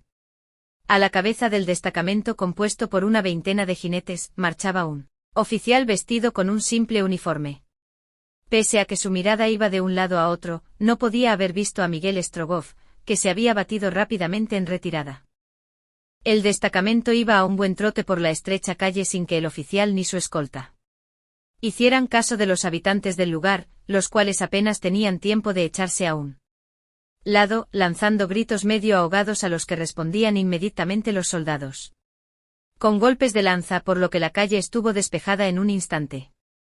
Cuando la escolta hubo desaparecido, Miguel Strogoff se volvió hacia el campesino, y preguntando, ¿quién es ese oficial? Y mientras hacía esta pregunta su rostro se quedó pálido como el de un muerto. Es Iván Ogarev, respondió el campesino con una voz baja que respiraba odio. Él, gritó Miguel Strogoff, lanzando esta palabra con un tono de rabia que no pudo disimular. Acababa de reconocer en aquel oficial al viajero que le había humillado en la parada de Ichim. Pero repentinamente se iluminó su espíritu. Aquel viajero, al que apenas había entrevisto, le recordaba al mismo tiempo al viejo gitano cuyas palabras había sorprendido en el mercado de Nizhny Novgorod. Miguel Strogoff no se equivocaba, aquellos dos hombres eran la misma persona. Vestido de gitano y mezclado entre la tribu de Sangarra, Iván Ogarev había podido abandonar la provincia de Nizhny Novgorod, en donde había ido a buscar afiliados a su maldita obra entre los numerosos extranjeros que del Asia Central concurrían a la feria. Sangarra y sus gitanas, verdaderos espías a sueldo, debían serle absolutamente fieles. Era él quien por la noche, sobre el campo de la feria, había pronunciado aquella extraña frase cuyo significado podía Miguel Strogoff comprender ahora. Era el quien viajaba a bordo del Cáucaso con toda la tribu de gitanos y era también el quien, siguiendo otra ruta de Kazán a Ichim a través de los Urales, había llegado a Omsk, convirtiéndose en dueño de la ciudad. Apenas debía de hacer 3 días que Iván Ogarev había llegado a Omsk, por lo que sin su funesto encuentro en Ichim y sin los acontecimientos que le retuvieron 3 días en la orilla del Irtiche, Miguel Strogoff le hubiera adelantado en la ruta de Irkutsk. Quién sabe cuántas desgracias se hubieran podido evitar. En todo caso, Miguel Strogoff debía evitar más que nunca el encuentro con Iván Ogarev para no ser reconocido. Cuando llegase el momento de encontrarse cara a cara, ya sabría buscarlo, aunque se hubiera convertido en dueño de toda Siberia. El campesino y él reemprendieron la marcha a través de la ciudad, llegando a la parada de posta. Abandonar Omsk a través de una de las brechas de la muralla no iba a ser muy difícil por la noche. En cuanto a encontrar un vehículo que reemplazase la Tarenta fue imposible, ya que no había ninguno para alquilar ni vender. Pero, ¿qué necesidad tenía él ahora de un carruaje? Un caballo le era más que suficiente y afortunadamente pudo agenciarse uno. Era un animal resistente, apto para soportar grandes fatigas y al cual Miguel Strogoff, que era un buen jinete, podía sacar buen partido. El caballo fue pagado a alto precio y algunos minutos más tarde estaba dispuesto para la partida. Eran entonces las 4 de la tarde. Miguel Strogoff, obligado a esperar a la noche para franquear la muralla pero no queriendo dejarse ver por la ciudad, se quedó en la parada de posta haciéndose servir algunos alimentos. La sala común estaba abarrotada de gente. Igual que pasaba en las estaciones rusas, los habitantes de estas ciudades, ansiosos de noticias, iban a buscarlas a las paradas de posta. Se hablaba de la próxima llegada de un cuerpo de tropas moscovita, no a Omsk, sino a Tomsk, destinado a reconquistar esta ciudad de las garras de Feofarkán. Miguel Strogoff prestaba gran atención a todo cuanto se decía, pero sin mezclarse en ninguna conversación. De pronto oyó un grito que le hizo estremecer, un grito que le llegó al alma, cuyas dos palabras fueron lanzadas en su oído: hijo mío. Su madre, la vieja Marfa, estaba ante él. Le sonreía, temblando de emoción, y tendiendo sus brazos. Miguel Strogoff se levantó e iba a arrojarse hacia ella cuando el pensamiento del deber y el peligro que aquel lamentable encuentro encerraba para él y para su madre le detuvieron enseguida, y tal fue su dominio de sí mismo, que ni un solo músculo de su cara se contrajo. Una veintena de personas se encontraban reunidas en la sala común y entre ellas podía ser que hubiera algún espía, aparte de que en la ciudad se sabía de sobras que el hijo de Marfa Strogoff pertenecía al cuerpo de correos del zar. Miguel Strogoff no se movió. Miguel, gritó su madre. ¿Quién es usted, mi buena señora?, preguntó Miguel Strogoff, balbuceando más que pronunciando las palabras. ¿Quién soy, preguntas, hijo mío? ¿Es que no reconoces a tu madre? Se equivoca usted, respondió Miguel Strogoff fríamente. Quizás alguna semejanza. La vieja Marfa se acercó a él y mirándolo fijamente a los ojos le dijo: tú no eres el hijo de Pedro y Marfa Strogoff. Miguel Strogoff hubiera dado su vida por poder estrechar fuertemente a su madre entre sus brazos. Pero si cedía era su fin, el de ella, de su misión y de su juramento. Dominándose completamente, cerró los ojos para no ver la irreprimible angustia que reflejaba la mirada venerable de su madre y retiró sus manos para no tenderlas hacia aquellas otras que le buscaban temblorosamente. Yo no sé realmente qué es lo que quiere usted decir, buena mujer, respondió Miguel Strogoff, retrocediendo algunos pasos. Miguel, gritó aún la mujer. Yo no me llamo Miguel. No he sido nunca su hijo. Yo soy Nicolás Korpanov, comerciante de Irkutsk. Y bruscamente abandonó la sala, mientras resonaban unas palabras pronunciadas tras él por última vez: hijo mío. Hijo mío. Miguel Strogoff, haciendo un esfuerzo supremo, se había marchado, sin ver a su vieja madre, que se dejaba caer casi inerte sobre un banco. Pero en el momento en que el encargado se precipitó hacia ella para socorrerla, la anciana se levantó. Una súbita revelación había entrado en su espíritu. Ella, renegada por su hijo. Esto no era posible. En cuanto a que ella pudiera equivocarse, era más imposible todavía. Era evidente que él que acababa de ver era su hijo, y si él no la había reconocido es que no había querido, que no debía reconocerla, que tenía terribles razones para comportarse de aquella manera. Entonces, reprimiendo sus sentimientos maternales, no tuvo más que un pensamiento: lo habré perdido sin querer. Estoy loca, dijo a los que la interrogaban. Mis ojos me han engañado. Ese joven no es mi hijo, no tenía su voz. No pensemos más en ello porque acabaré viéndolo en todas partes. Pero menos de 10 minutos después, un oficial tártaro se presentaba en la parada de posta. ¿Marfa Strogoff?, preguntó. Soy yo, respondió la anciana mujer, con tono calmoso y la mirada tan tranquila que Los testigos de la escena que acababan de presenciar no la hubieran reconocido. «Ven conmigo», dijo el oficial. Marfa Strogoff siguió con paso seguro al oficial tártaro, abandonando la casa de postas. Algunos minutos después se encontraba en el vivac de la Plaza Mayor, ante la presencia de Iván Ogarev, el cual tuvo inmediato conocimiento de todos los detalles de la escena. Iván Ogarev, suponiendo la verdad, había querido interrogar él mismo a la anciana siberiana. ¿Tu nombre?, preguntó con tono rudo. Marfa Strogoff. ¿Tú tienes un hijo? Sí. ¿Es correo del zar? Sí. ¿Dónde está? En Moscú. ¿Tienes noticias suyas? No. ¿Desde cuándo? Desde hace 2 meses. ¿Quién era, pues, aquel joven al que hace unos instantes has llamado hijo en la parada de posta? Un joven siberiano al que he confundido con él, respondió Marfa Strogoff. Es la 10ª vez que creo encontrar a mi hijo desde que la ciudad está llena de extranjeros. Creo verlo por todas partes. ¿Así que aquel joven no es Miguel Strogoff? No es Miguel Strogoff. ¿Sabes, vieja, que puedo hacerte torturar hasta que digas toda la verdad? He dicho la verdad y la tortura no hará cambiar en nada mis palabras. ¿Ese siberiano no era Miguel Strogoff?, preguntó nuevamente Iván Ogarev. No. No era él. Respondió nuevamente también Marfa Strogoff. Cree que por nada del mundo renegaría de un hijo como el que Dios me ha dado. Iván Ogarev miró malignamente a la anciana, la cual no bajó la vista. No dudaba que había reconocido a su hijo en aquel siberiano y que si él había renegado de su madre, entonces y su madre renegaba de él a su vez, era por un motivo gravísimo. Para Iván Ogarev, pues, no había ninguna duda de que el pretendido Nicolás Korpanov era Miguel Strogoff, correo del zar camuflado bajo un nombre falso y encargado de una misión cuyo conocimiento le era capital.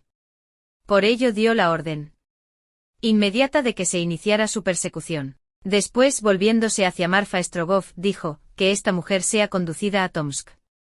Y mientras los soldados la apresaban con brutalidad, murmuró entre dientes, cuando llegue el momento, ya sabré hacer hablar a esta vieja bruja. Los pantanos de la Baraba. Miguel Strogoff había obrado con acierto al abandonar tan bruscamente la parada, porque las órdenes de Iván Ogarev habían sido transmitidas enseguida a todos los puntos de la ciudad y sus señas enviadas a todos los encargados de las postas con el fin de que no pudiera salir de Omsk. Pero en aquellos momentos el correo del zar había ya franqueado una de las brechas de la muralla y su caballo corría por la estepa y, si no era perseguido inmediatamente, tenía muchas probabilidades de escapar. Era el 29 de julio, a las 8 de la tarde, cuando Miguel Strogoff abandonó Omsk. Esta ciudad se encontraba a poco más de medio camino entre Moscú e Irkutsk, y si quería adelantarse a las columnas tártaras, tenía que llegar allí en menos de 10 días. Evidentemente el deplorable azar que le había puesto en presencia de su madre había revelado su identidad, e Iván Ogarev no podía ignorar que un correo del zar acababa de atravesar Omsk dirigiéndose hacia Irkutsk. Los mensajes que llevaba este correo debían ser de una importancia extrema y Miguel Strogoff sabía que harían todo lo posible por apoderarse de él. Pero lo que no podía saber es que Marfa Strogoff estaba en manos de Iván Ogarev y que era ella quien iba a pagar, puede que con su vida, el impulso que no había podido detener al encontrarse de pronto en presencia de su hijo. Y afortunadamente no lo sabía. ¿Por qué hubiera podido resistir esta nueva prueba? Miguel Strogoff estimulaba a su caballo, comunicándole toda la impaciencia febril que le devoraba y no le pedía más que una cosa, que le llevara rápidamente hasta la próxima parada en donde pudiera obtener un caballo más rápido. A medianoche había franqueado 70 verstas y llegaba a la estación de Kulikovo, pero allí, tal como temía, no se encontraban caballos ni carruajes porque algunos destacamentos tártaros habían pasado por aquella gran ruta de la estepa y lo habían robado y requisado todo, tanto en las poblaciones como en las casas de posta. Miguel Strogoff apenas pudo conseguir algún alimento para él y para su caballo. Le interesaba por tanto conservar y cuidar el que tenía, porque no sabía cuándo podría reemplazarlo. Mientras tanto quería dejar la mayor distancia posible entre él y los jinetes que iban. Ogarev debía de haber lanzado en su persecución, por lo cual resolvió seguir adelante y, después de una hora de reposo, reemprendió su carrera a través de la estepa. Hasta entonces, afortunadamente, las condiciones atmosféricas habían favorecido el viaje del correo del zar.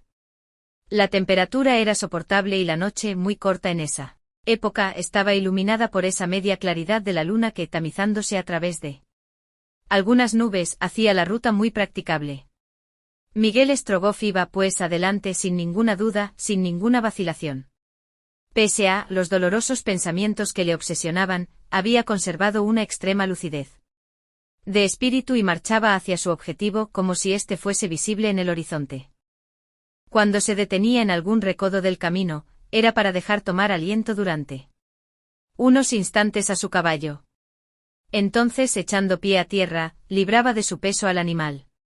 Y aprovechaba para poner el oído en el suelo y escuchar si algún galope se propagaba por la superficie de la estepa. Cuando se había asegurado de que no se oían ruidos sospechosos, continuaba la marcha hacia adelante.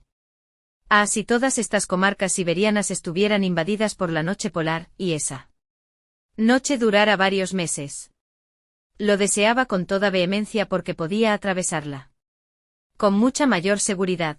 El 30 de julio a las 9 de la mañana, pasó por la estación de Turumov, encontrándose con la región pantanosa de la Baraba. Allí las dificultades naturales podían ser extremadamente graves. Miguel Strogoff lo sabía, pero también sabía que podría sobrellevarlas. Estos vastos pantanos de la Baraba se extienden de norte a sur desde el paralelo 60 al 52, y sirven de depósito a todas las aguas fluviales que no encuentran salida ni hacia el Obi ni hacia el Irtiche. El suelo de esta vasta depresión es totalmente arcilloso y por consecuencia permeable, de tal forma que las aguas se acumulan, haciendo que esta región sea muy difícil de atravesar durante la estación cálida. No obstante, el camino hacia Irkutsk pasa por allí, en medio de estas lagunas, estanques, lagos y pantanos, donde el sol provoca emanaciones malsanas que convierten este camino, además de fatigoso, en terriblemente peligroso para el viajero. En invierno, cuando el frío solidifica todo líquido, cuando la nieve ha nivelado el suelo y condensado las miasmas, los trineos pueden deslizarse impunemente sobre la dura corteza de la Baraba, y los cazadores frecuentan con asiduidad aquellas comarcas tan abundantes en caza a la busca de martas, cebellinas y esos preciosos zorros cuya piel es tan buscada. Pero durante el verano, los pantanos se vuelven fangosos, pestilentes y hasta impracticables cuando el nivel de las aguas ha crecido demasiado. Miguel Strogoff lanzó su caballo en medio de una pradera de turba, en la que ya se notaba la falta de la hierba baja de la estepa, de la que se alimentan exclusivamente los inmensos rebaños siberianos. No se trataba de una pradera sin límites, sino una especie de inmenso vivero de vegetales arborescentes. La hierba se elevaba entonces a 5 o 6 pies de altura e iba dejando su sitio a las plantas acuáticas a las cuales la humedad, ayudada por el calor estival, daba proporciones gigantescas. Eran principalmente juncos y butomos que formaban una red inextricable, una impenetrable espesura adornada por miles de flores que llamaban la atención por la viveza de su colorido, entre las cuales brillaban las azucenas y los lirios, cuyos perfumes se mezclaban con las cálidas emanaciones que el sol evaporaba. Miguel Strogoff, galopando entre aquella espesura de juncos, no podía ser visto desde los pantanos que bordeaban el camino.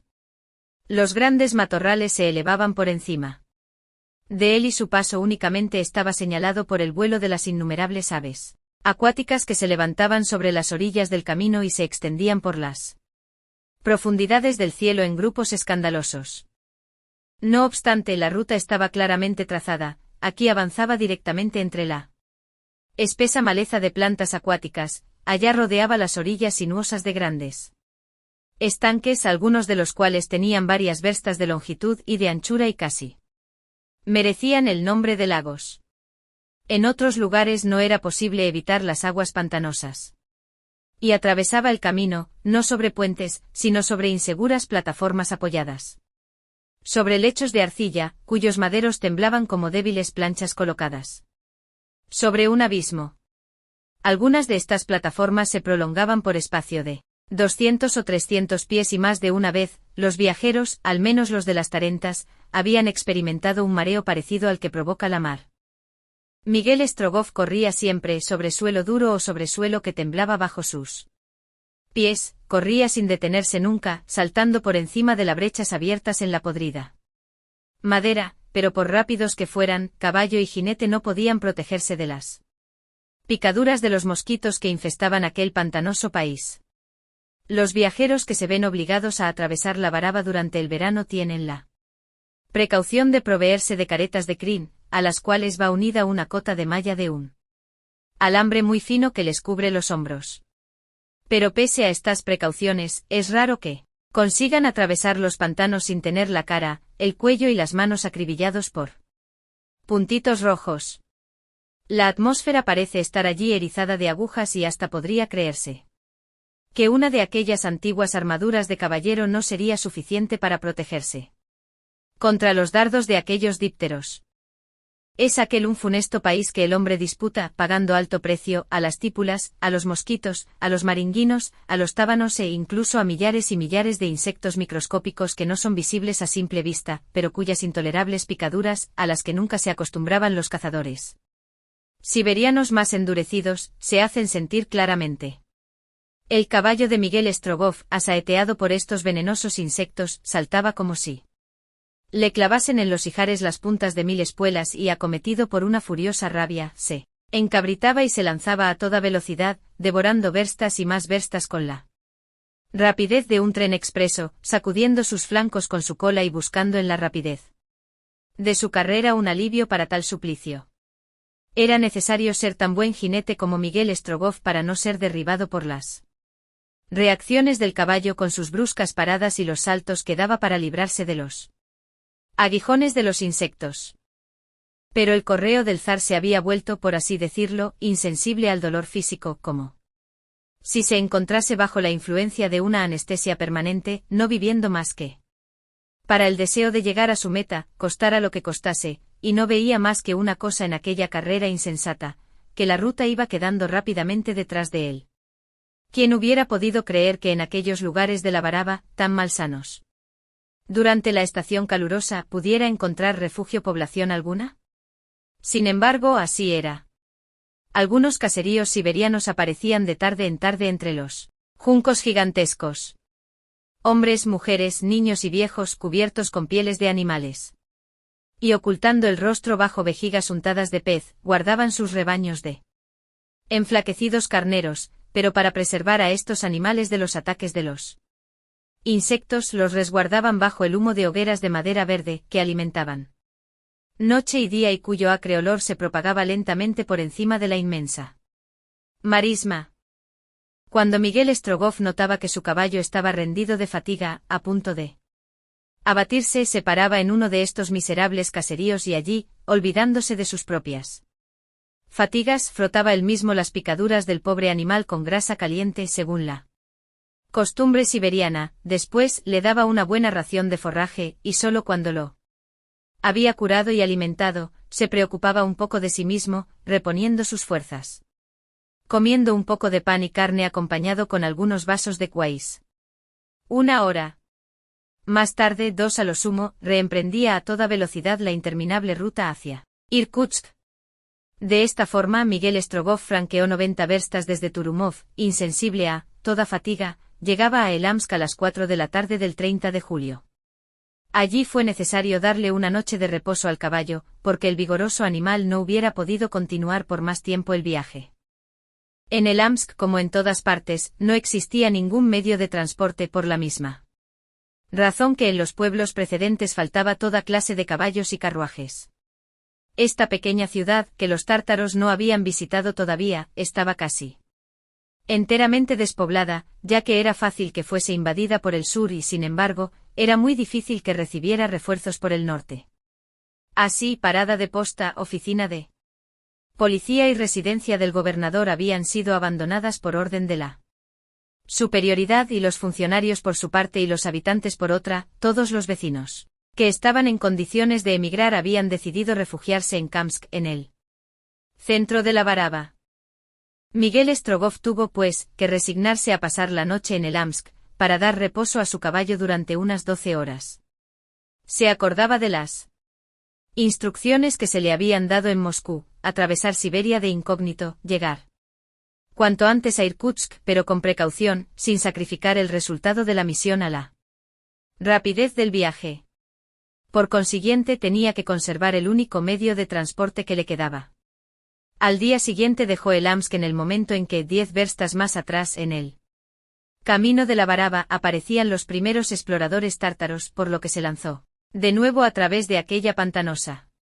La ruta era llana, lo cual hacía más fácil la marcha, pero muy sinuosa, lo que prolongaba el camino. Sin embargo, era imposible dejarla para correr en línea recta a través de aquella infranqueable red de estanques y pantanos.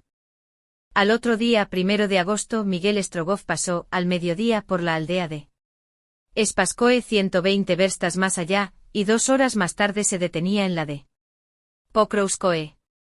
Allí tuvo que perder también por un reposo que era forzoso, todo el resto del día y la noche entera, pero reemprendió la marcha al día siguiente por la mañana, corriendo siempre a través de aquel suelo inundado, y el 2 de agosto a las 4 de la tarde, después de una etapa de 75 verstas, llegaba a Kamsk.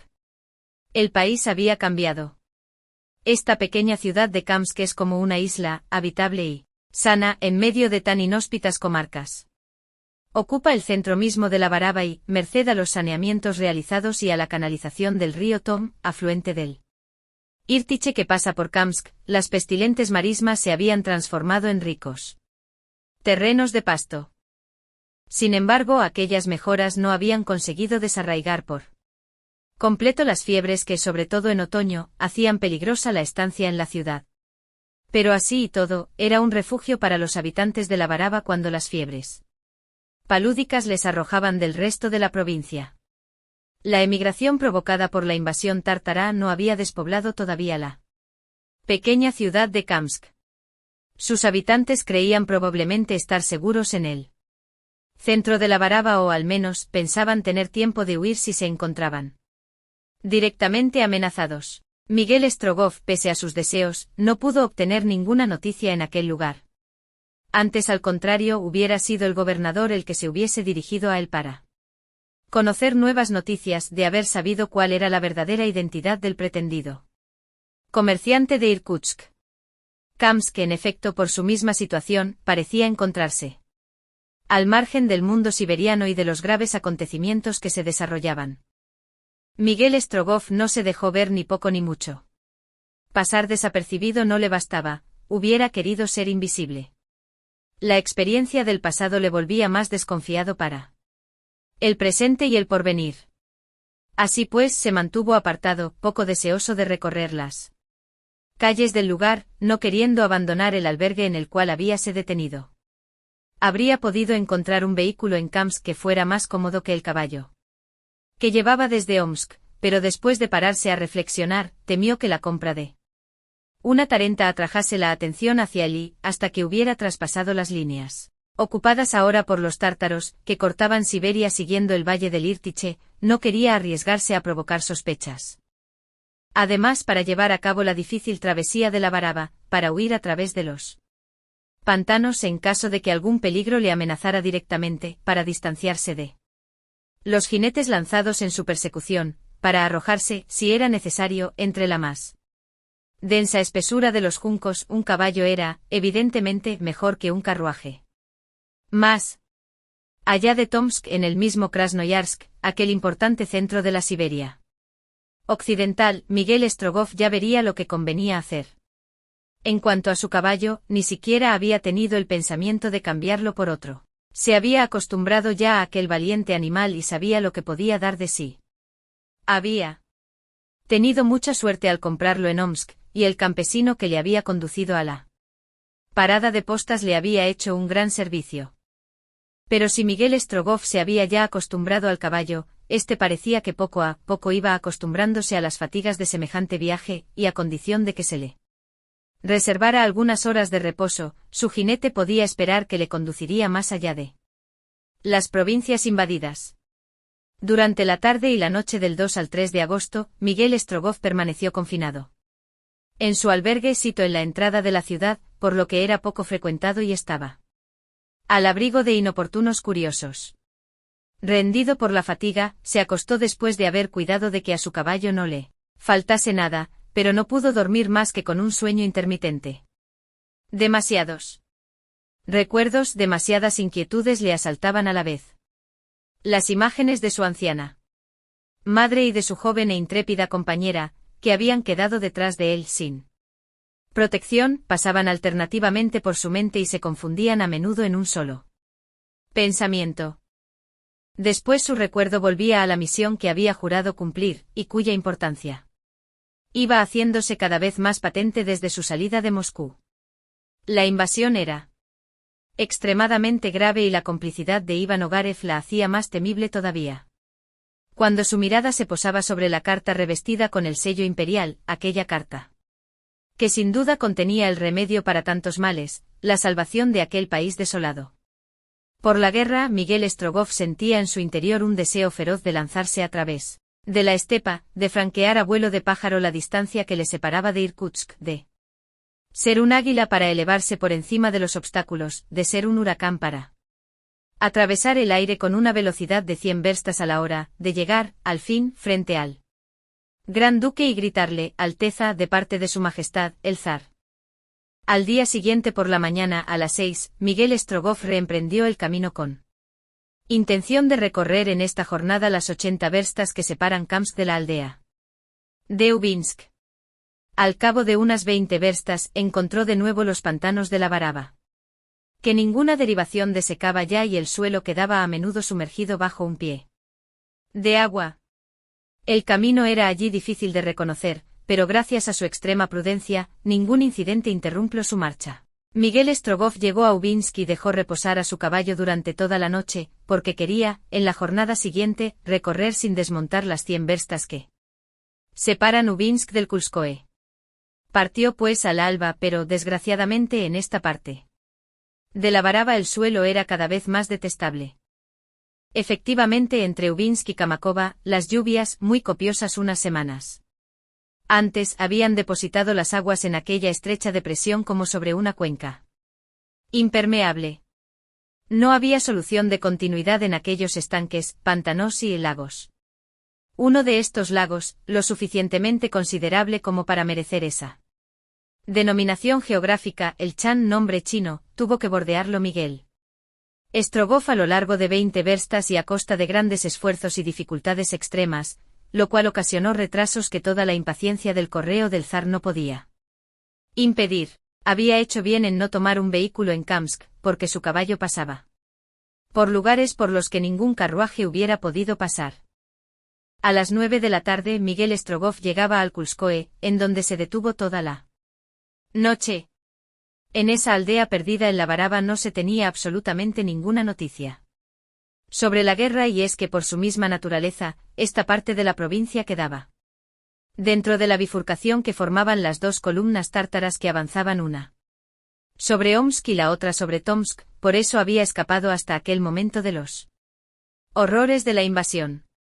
Pero las dificultades de aquella inhóspita naturaleza iban, al fin, a terminarse, ya que sí no sobrevenía ningún retraso, al día siguiente acabaría de atravesar la Baraba, y después de las 125 verstas que aún le separaban de Kolíban, volvería a encontrar una ruta mucho más practicable. Al llegar a esta importante aldea, se encontraría a igual distancia de Tomsk y posiblemente, siguiendo el consejo de las circunstancias, se decidiría por rodear esta ciudad que, si las noticias eran exactas, estaba ocupada por Feofarkán. Pero si aquellas aldeas, tales como Ikulskoe y Karginsk, que atravesaría al día siguiente, estaban tranquilas gracias a que su situación geográfica era apropiada para que pudieran maniobrar las columnas tártaras, podía temer Miguel Strogoff que en las ricas márgenes del Obi, si no tenía que enfrentarse con las dificultades de la naturaleza, tendría que enfrentarse con el hombre. Era verosímil. No obstante, si era necesario, no dudaría en lanzarse fuera de la ruta de Irkutsk y viajar entonces a través de la estepa, con evidente riesgo de encontrarse sin recursos, ya que por allí efectivamente habían caminos trazados, ni ciudades ni aldeas. Apenas si se Encuentran algunas aldeas perdidas o simples cabañas habitadas por gente muy pobre y muy hospitalaria, sin duda, pero que apenas posee lo necesario. Sin embargo, no dudaría ni un instante. Al fin, hacia las 3:30 de la tarde, después de haber pasado la estación de Kargatsk, Miguel Strogoff dejó las últimas depresiones de la Baraba y el suelo duro y seco del territorio siberiano sonaba de nuevo bajo los cascos de su caballo. Había dejado Moscú el 15 de julio. Aquel día, pues, 5 de agosto, habían transcurrido ya 20 jornadas desde su partida, incluyendo las 70 horas perdidas en las orillas del Irtiche. 1500 verstas le separaban todavía de Irkutsk. El último esfuerzo.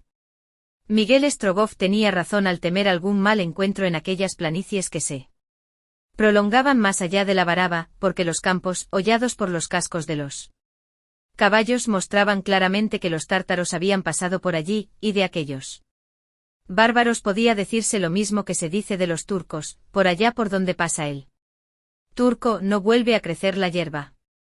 El correo del zar debía, pues, tomar las más minuciosas precauciones para atravesar aquellas comarcas. Algunas columnas de humo que se elevaban por encima del horizonte indicaban que todavía ardían las aldeas y los caseríos.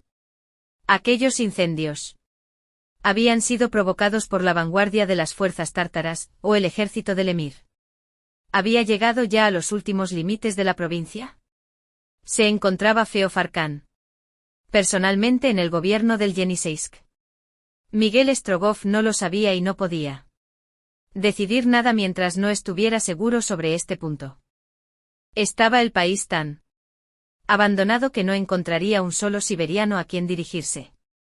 Miguel Strogoff anduvo 2 verstas sobre una ruta absolutamente desierta, buscando con la mirada a derecha e izquierda alguna casa que no hubiera sido abandonada, pero todas las que visitó estaban completamente vacías.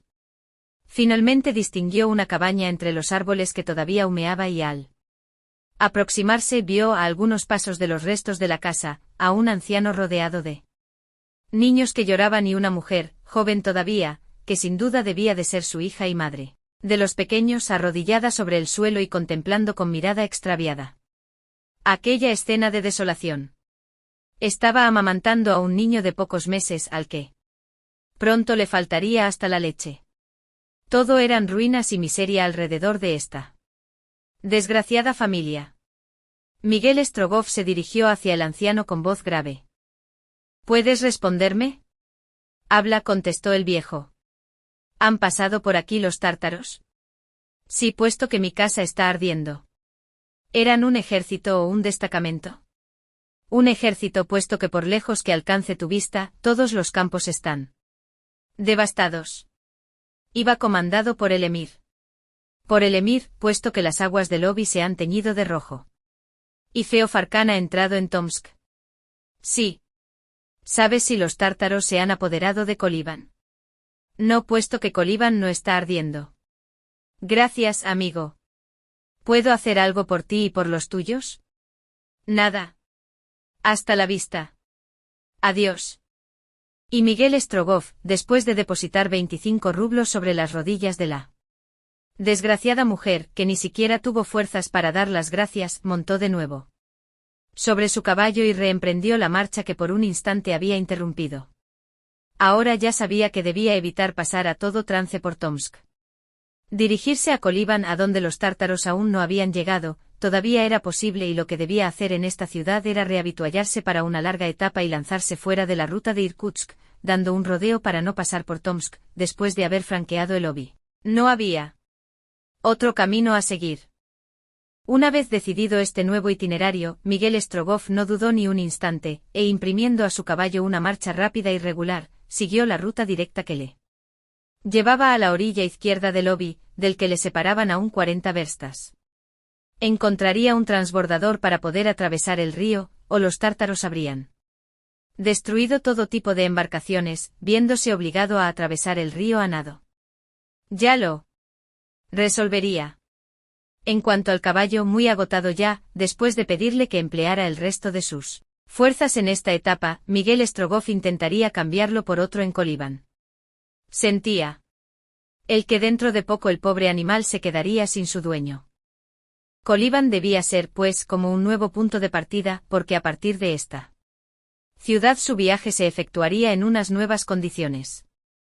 Mientras recorriese el país devastado, las dificultades serían grandes todavía, pero si después de evitar Tomsk podía reemprender la marcha por la ruta de Irkutsk a través de la provincia de Yeniseisk, que los invasores no habían desolado todavía, esperaba llegar al final de su viaje en pocos días. Después de una calurosa jornada, llegó el atardecer y a medianoche una profunda oscuridad envolvía la estepa.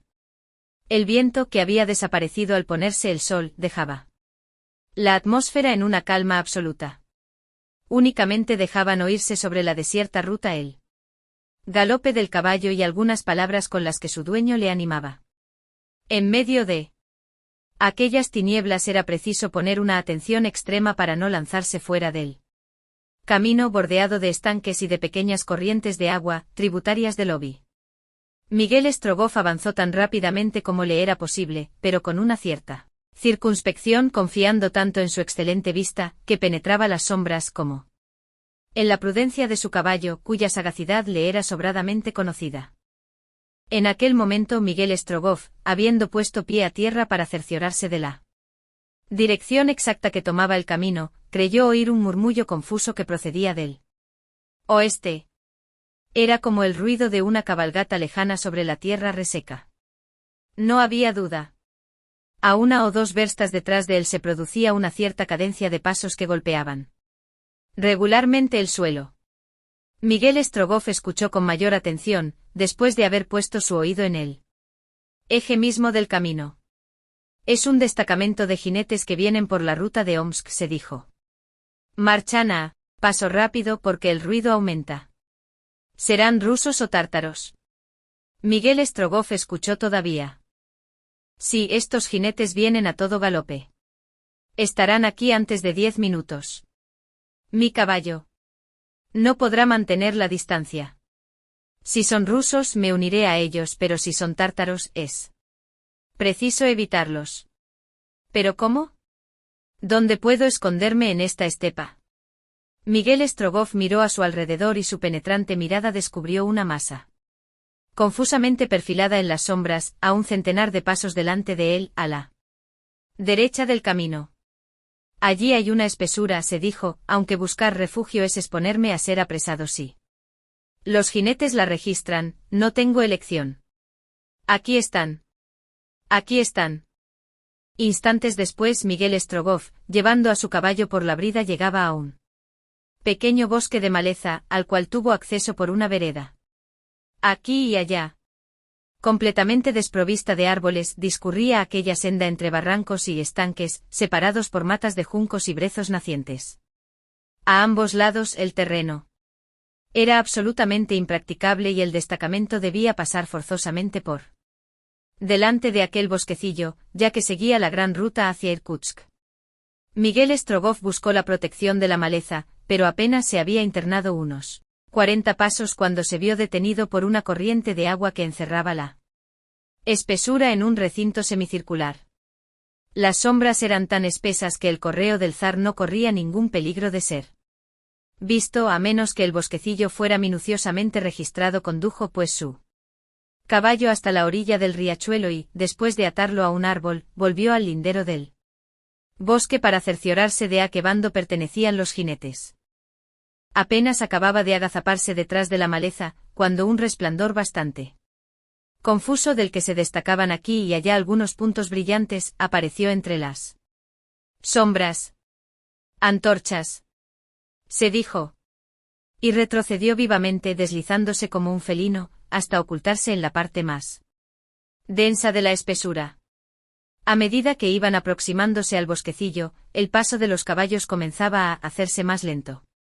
Registrarían aquellos jinetes la ruta con la intención de observar hasta los más pequeños detalles. Miguel Strogoff debió de temerlo y retrocedió hasta la orilla del curso de agua, dispuesto a sumergirse si era preciso. El destacamento, al llegar a la altura de aquella espesura, se detuvo. Los jinetes descabalgaron. Eran alrededor de una 50 y 10 de ellos llevaban antorchas. que iluminaban la ruta en una amplia extensión. Por ciertos preparativos, Miguel Strogoff se dio cuenta de que por una fortuna inesperada el destacamento no iba a registrar la espesura, sino que iba a vivaquear en aquel lugar para dar reposo a los caballos y permitir a los hombres que tomaran algún alimento. Efectivamente, los caballos fueron desensillados y comenzaron a pastar por la espesa hierba que tapizaba el suelo. En cuanto a los jinetes, se tendieron a lo largo del camino y comenzaron a repartirse la comida que llevaban en sus mochilas.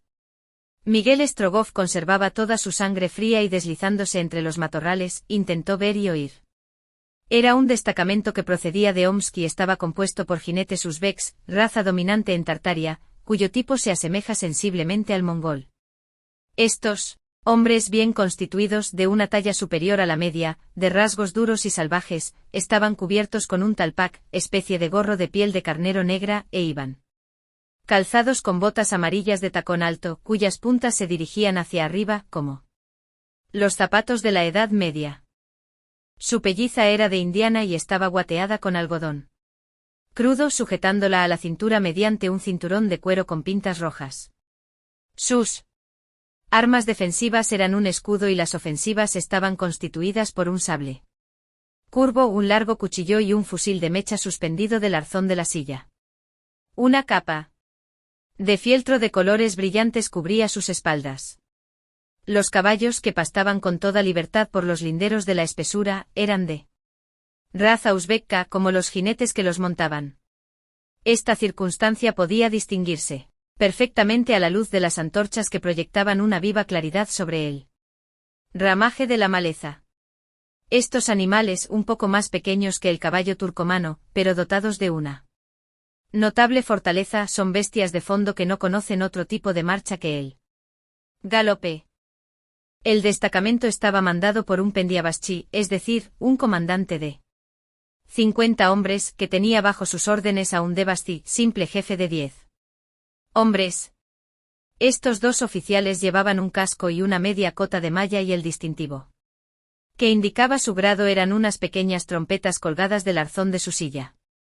El pendiabaschi había tenido que dejar reposar a sus hombres, que estaban fatigados a causa de una larga marcha, conversando con su subordinado mientras iban y venían, fumando sendos cigarrillos de ben, hoja de cáñamo que constituye la base del hachís, del que los asiáticos hacen tan gran uso, paseaban por el bosque, de manera que Miguel Strogoff, sin ser visto, podía captar su conversación y comprenderla, ya que se expresaban en lengua tártara.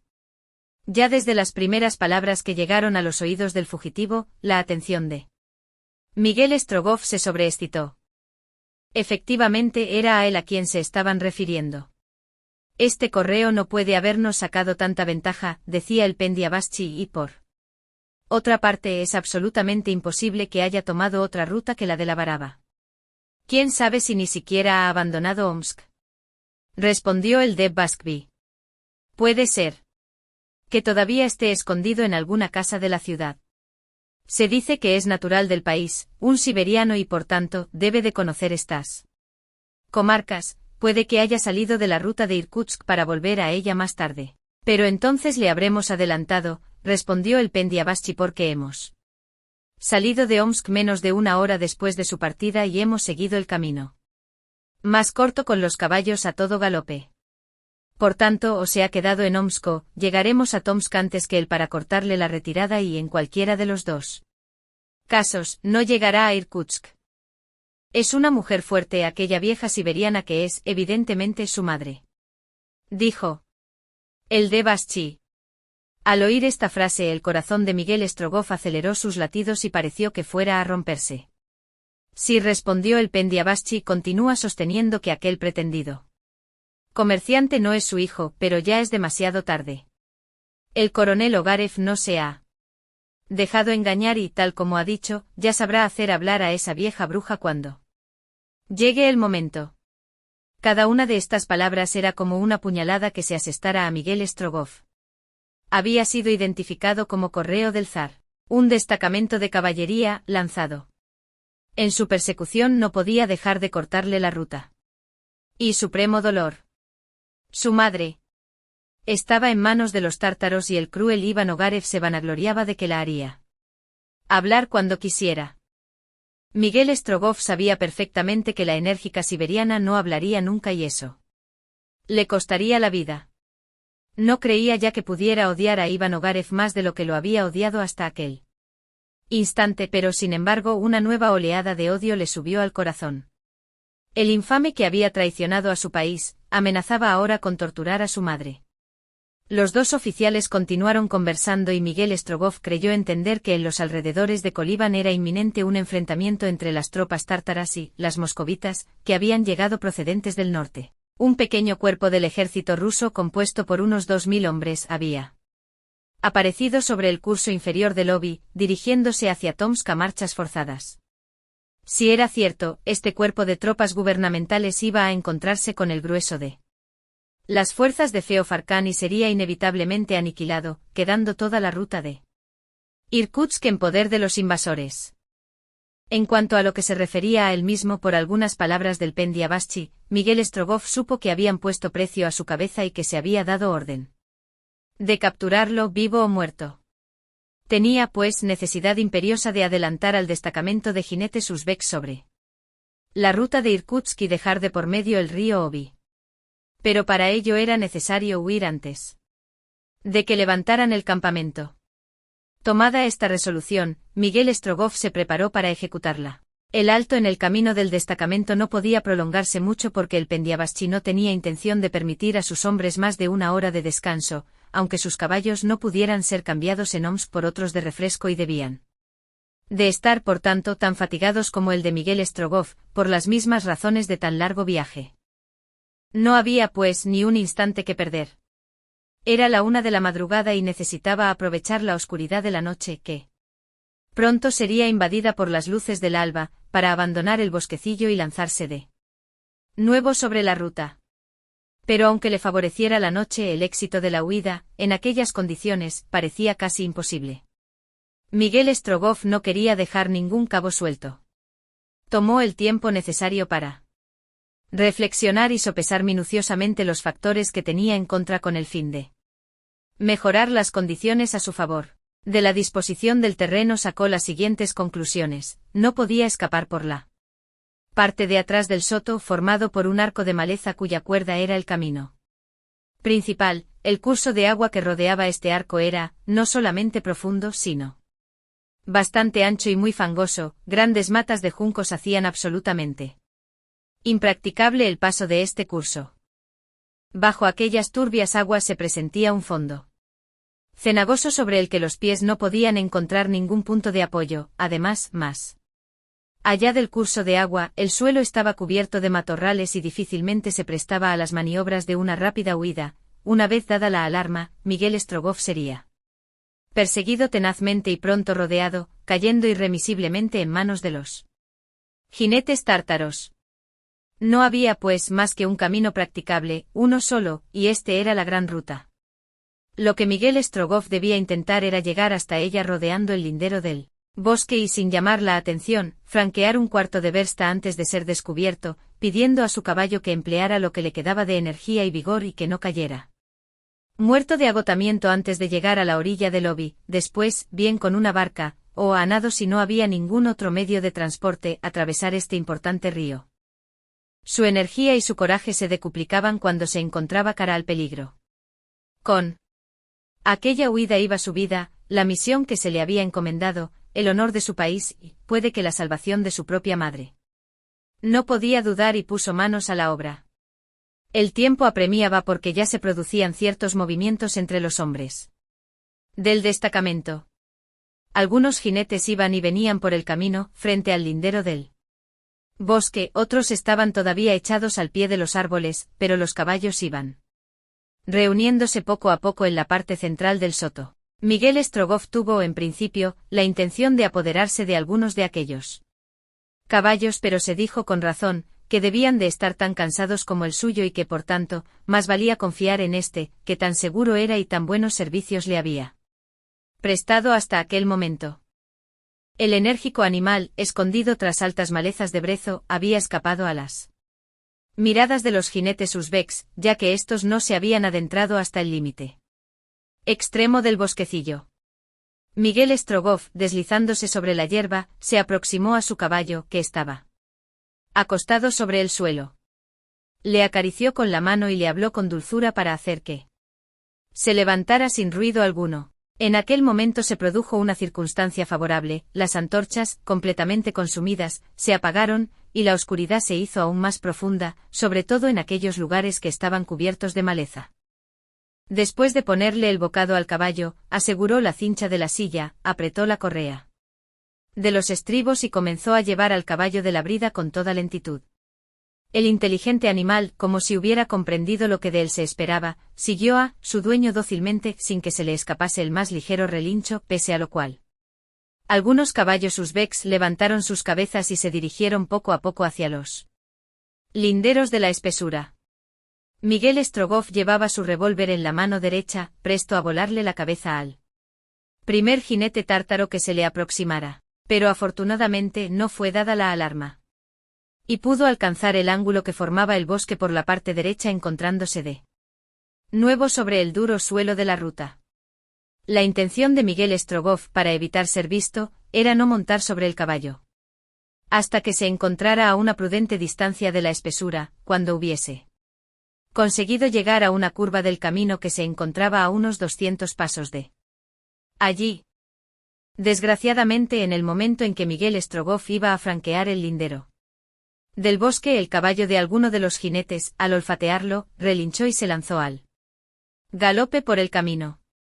Su propietario se precipitó en su seguimiento para detenerle, pero al percibir una silueta que se destacaba con las primeras luces del amanecer, gritó alerta.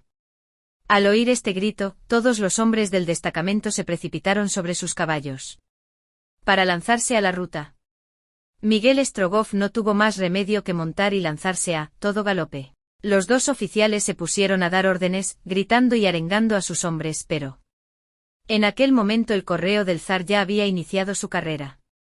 Se oyó entonces una detonación y Miguel Strogoff sintió que una bala atravesaba su pelliza.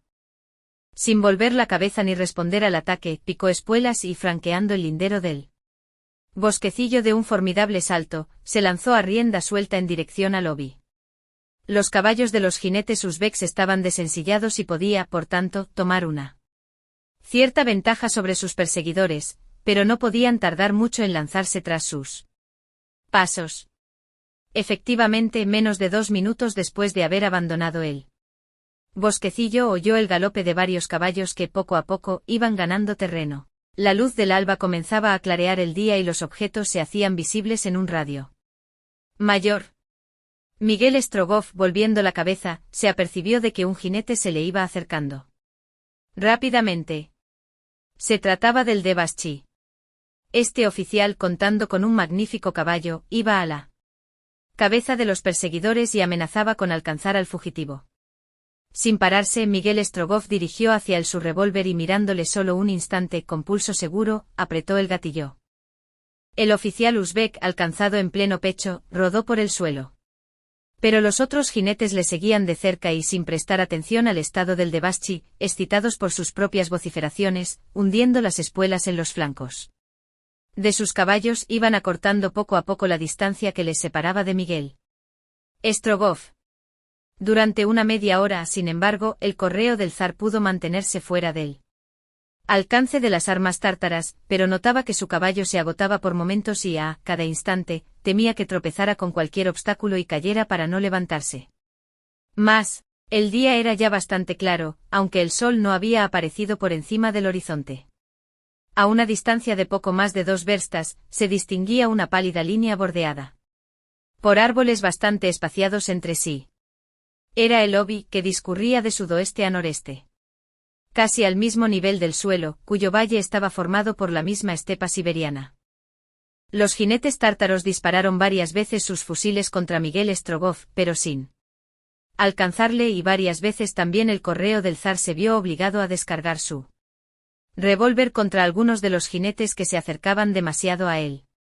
Cada vez que su revólver vomitó fuego, un uzbek rodó por el suelo, en medio de los gritos de rabia de sus compañeros.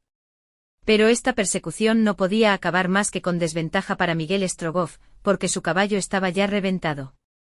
Sin embargo, consiguió llevar a su jinete hasta la orilla del río. Sobre el Obi, absolutamente desierto, no había una sola barca ni un transbordador que le pudiera servir para atravesar la corriente. Valor, mi buen caballo, gritó Miguel Strogoff. Vamos. Un último esfuerzo. Y se precipitó al río, que en aquel lugar debía de tener una media versta de anchura. Aquella corriente tan rápida era extremadamente difícil de remontar y el caballo de Miguel Strogoff no hacía pie en ninguna parte. Sin ningún punto de apoyo, no había más remedio que atravesar a nado aquellas aguas, tan rápidas como las de un torrente. Afrontarlas era por parte de Miguel Strogoff un verdadero alarde de valor.